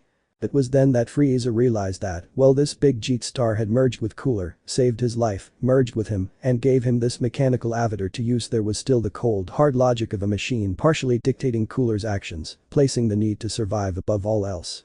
His brother wasn't sentient anymore, well he sounded like Cooler, he acted nothing like him. The real Cooler would give anything to save his race, and father being trapped like that, Frieza was honestly horrified. "I had hoped you would join me, Frieza," Cooler remarked, crossing his metal arms above his shimmering chest. "Merge with the big Jeet star, as I have just imagination. Our whole lives we have been pitted against each other, but as one entity what could possibly stand against us? We would be limitless with our natural wrath and the capabilities of the big Jeet star." Frieza looked disgusted at the prospect, be the slave of some AI who would only give him the illusion of self-control. "Unlikely. Never," Frieza said gruffly, entering a fighting stance. Cooler knew well enough how stubborn his brother was, and there would be no compromise or convincing him, thus, he entered a fighting stance too. Frieza's purple Kai aura flared up and he quickly powered up to roughly 80% of his fourth form's full power, causing small swell in his muscle mass. He dashed forth and planted a knee in Metacooler's abdomen, causing him to give a strangled gasp of pain as his stomach was bent and twisted out of shape. Frieza spun quickly and buried his heel in Cooler's cheek, launching him far across the deep green sea. "Inian, stay out of this," Frieza ordered as he flew forth, pursuing his brother. Cooler had stopped his flight, landing atop a small sea stack and glaring toward his incoming brother. Frieza thought it odd that Cooler's chases showed no damage, but he paid it no heed and kept flying. Suddenly, one of Cooler's eyes flashed white and the air around Frieza ignited in a powerful explosion which formed small scratches on Frieza's snowy flesh. When the smoke cleared, Frieza noticed Cooler had vanished from the sea stack and as he had no Kai signature, there was nothing for Frieza to follow. Until he heard a yell from behind him and he spun rapidly to block a powerful jab from Cooler. Frieza's free hand shot forth and he knocked Cooler back a few feet with a powerful punch to the chest. He winced and glanced to his knuckle, noting some scratches on the flesh, and then noticed he had inflicted no damage on Cooler's chest plate this time. A smirk graced Frieza's lips, "Then you're stronger than you were when last we met, and you have some new tricks, yet you're still nothing to me," he remarked. Cooler gave a small laugh. "Oh Frieza, if only you knew. This new body is perfect compared to the old one." He lunged at Frieza, throwing a punch which was quickly avoided, and Frieza responded with a volley of high-powered, rapid-fire kicks which formed deep dents in Cooler's stomach and then kicking him hard in the shoulder and crunching his shoulder to bits, smashing him down into one small and formation jutting out of the green ocean.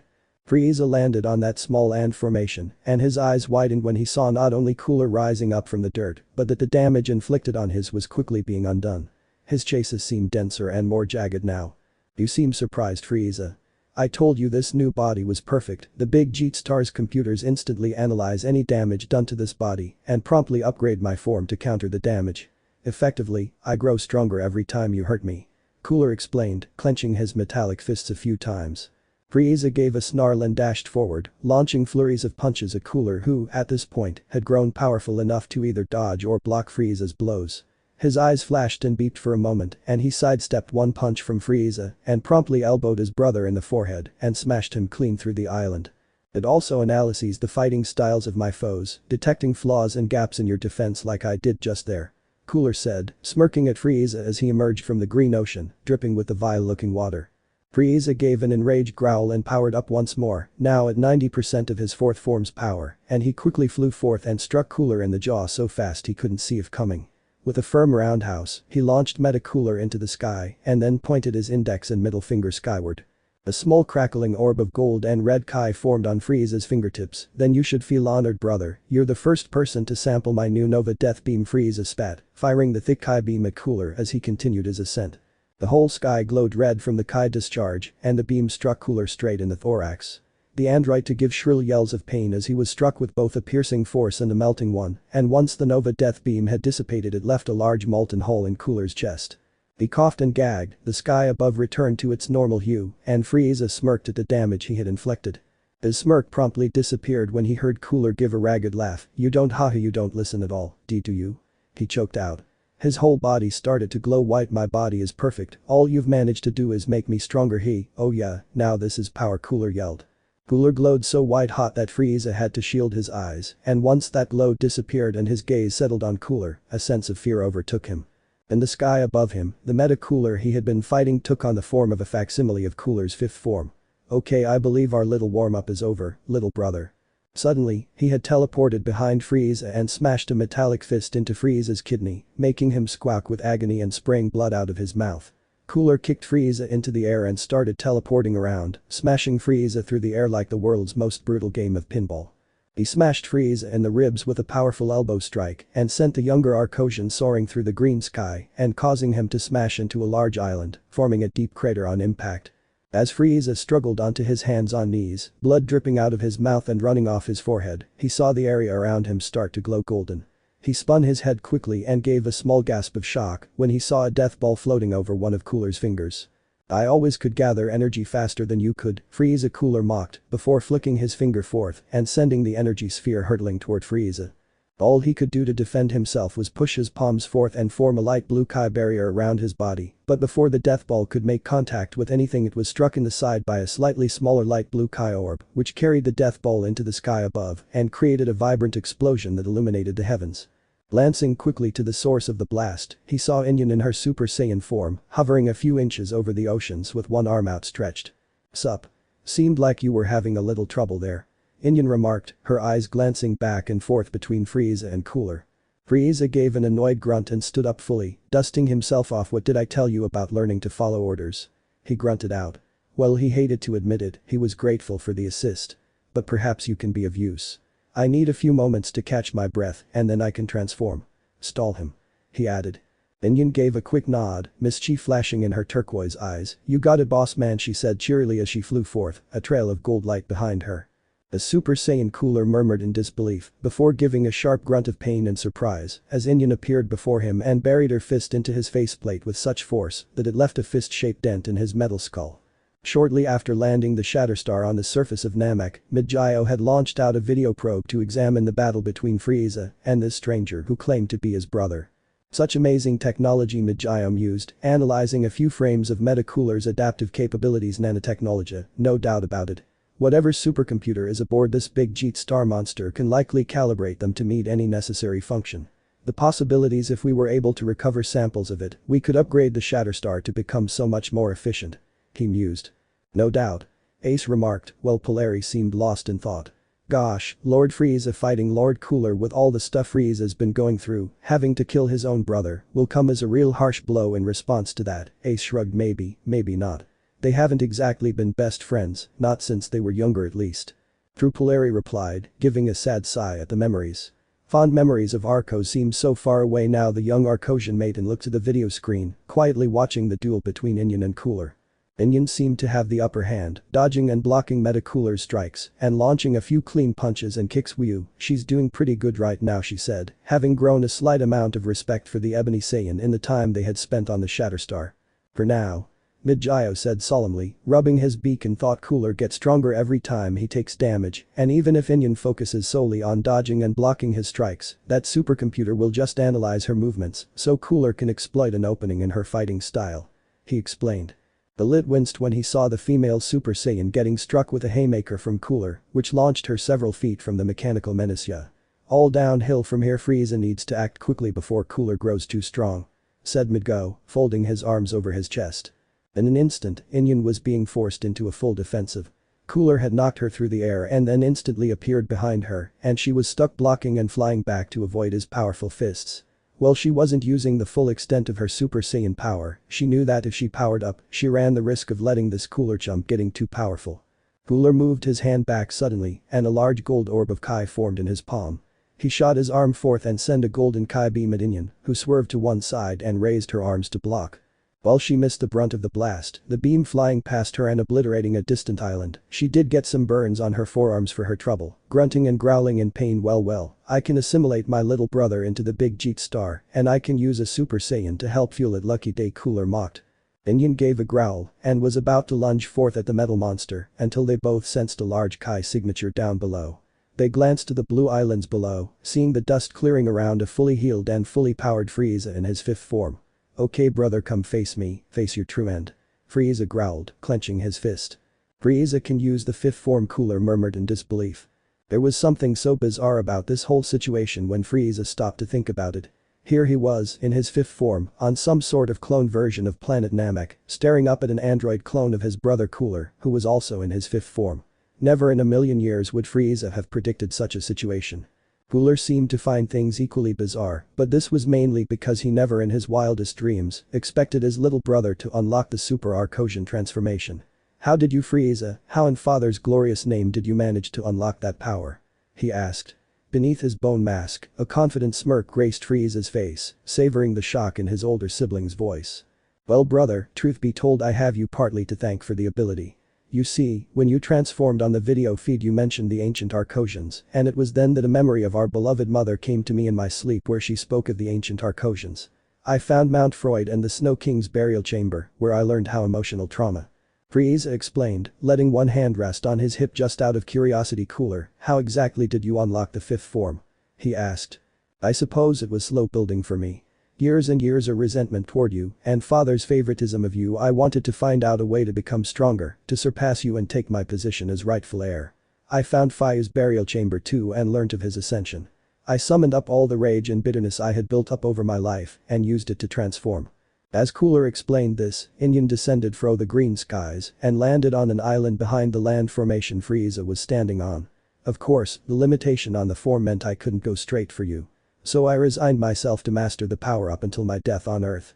Cooler added with a sad sigh. I figured as much. Frieza replied truthfully. He clenched his free hand and gave a sad sigh. My transformation was a bit more spur of the moment. I suppose the loss of the Empire and the destruction of Arcos caused me to snap. He explained, narrowing his glowing crimson eyes at the memories. The two of us merged with a big Jeet star, we could rebuild the Cold family empire in a matter of weeks. Cooler remarked, folding his arms over his chest. With the Dragon Balls, we could do it in the span of a few minutes. Frieza retorted. No. Cooler said sternly, that machine logic of self-preservation taking over. The two Super Arcosians narrowed their eyes at each other, both uncompromising in what they wanted. Then they flew at each other and threw two punches of equal force, their fists colliding in the sky with such force that the ensuing shockwaves shook the oceans beneath them. With one swift hand movement, Frieza smashed Cooler several meters into the sky with his telekinesis. The mechanical monster managed to correct himself from flying too far away and launched himself at Frieza again. With his instant transmission he appeared right behind Frieza and slammed an elbow between Frieza's shoulder blades. Frieza's tail swung like a whip and smashed Cooler in the brow, and while his brother recovered from the dazing strike, Frieza gripped Cooler's tail with both hands with such force that he was crunching the bizarre metal between his fingertips. Frieza spun Cooler around by the tail rapidly, moving so fast that he was forming a small cyclone in the sky. With one final powerful sin he released his brother and sent him into the sky. However, while Cooler tumbled through the sky from the spinning, he quickly corrected himself mid-flight and gave a grunt of annoyance. The android gave an annoyed snarl and then extended one index finger out, forming a blue orb of energy on that fingertip. He started firing small Kai bullets at Frieza, who left multiple after images behind him with every bullet he dodged. Growing irritated by his barrage missing every time, Cooler raised his second hand up and started firing an even grander barrage at Frieza. Not able to dodge the finger blitz barrage at close range, Frieza started flying and leaving a crimson trail across the sky. He swerved and avoided the powerful Kai bullets, constantly swerving and weaving and changing course so that the big Jeet Star's supercomputer couldn't pick up on a movement pattern and instruct Cooler on how to exploit it. A younger Arcosian could hear the explosions from the rapid-fire Kai blasts in the distance and he figured he'd have to end this quickly until lest Cooler accidentally destroy one Namekian village and somehow render the Dragon Balls inert. They were real confusing and Frieza still didn't understand how the damn things worked. Frieza quickly pulled one arm back and formed a purple and white Kai ball in his hand before shoving his arm out and launching the energy blast at the mechanical abomination that wore his brother's face. Cooler broke off his attack when he saw the energy in Frieza's hand and he quickly swerved to one side to avoid the energy blast. He watched as the long purple beam flew past, traveling up and up until it vanished into the heavens.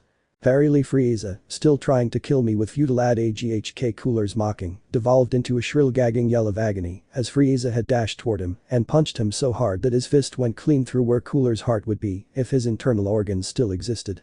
He kept his fist in place lest Cooler regenerate, then his other hand shot up to punch at Cooler's skull and leaving a deep dent in his metallic skull.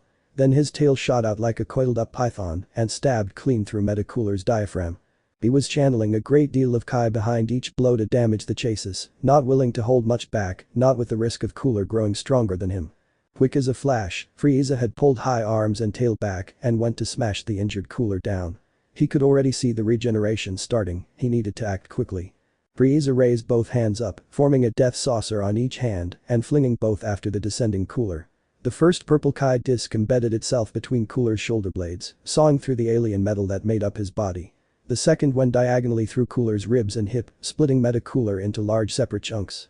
I'm sorry Cooler. Frieza said somberly as he clenched his ivory fists. The two death saucers glowed white hot and then both exploded violently, engulfing the majority of Cooler's remains. Not wasting a single second, Frieza fired a wide red Kai beam where the smoke of Cooler's remains had formed, completely obliterating the few fragments that remained of Cooler. The young Arcosian stayed afloat in the air, staring at where his brother the monster that had been his brother had been destroyed.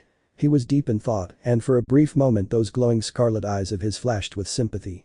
He hadn't always hated his brother and he liked to think Cooler didn't always hate him, it had only been in their adult years, with their father pitting them against each other for his favor.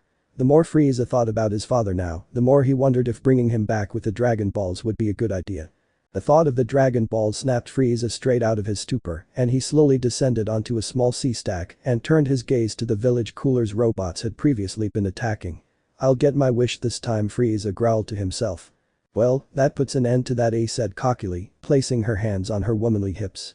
"Gotta say, as nuts as all that adaptation stuff was, Frieza won pretty easy once he transformed." The lilac-colored Arcosian added, swishing her tail slowly. "I'm not so sure it's over yet, you guys," Midgio replied, one finger lazily tapping the metal of the ship's consoles. "I mean, the big Jeet star is still intact and it doesn't seem like it's going anywhere anytime soon. Who knows what else that giant metal lamprey has up its tentacles." The lead scientist explained, using the video probe's control console to zoom in on the hulking mass of the machine. At this, Polari scoffed quietly. "What else can it do? Mass produce more of those weakling cyclopic robots. Inian and Lord Frieza didn't even need to transform to kick their asses," the Arcosian maiden remarked. A playful smirk crossed her face, and her long tail slowly curled around Midgio's shoulders. "Just relax, my little chicken." Despite the distinct crimson shade that was sneaking its way up the avian scientist's skin, Midgio was doing his best to keep looking serious. His hands roamed over the buttons on the control panel, quickly zooming in on the big Jeet star. "I dunno you guys, it's just too quiet. I'm just gonna move the probe around and get a better low." Midgio stopped speaking, and his heart seemed to freeze up from what he saw coming out of the big Jeet star and heading toward Frieza. Ace and Polari seemed to share the lit scientist's shock. "And no way," Ace said, her whole body trembling. Polari's jaw hung low, but she finally said, "We gotta get out of here, you guys." Midgio finally found the courage to speak, tightly gripping the sides of the control panel before him. I really hate it when I'm right." "So how are you feeling after killing your brother?" Inian asked once she joined Frieza at his side. She was still in her Super Saiyan form and the golden light shimmered against her toned ebony flesh.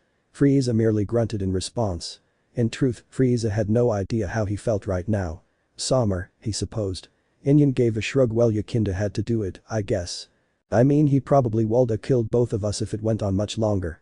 Frieza shook his head and kept his slow flight to the Namekian village at the same pace. "I'm aware of the risk.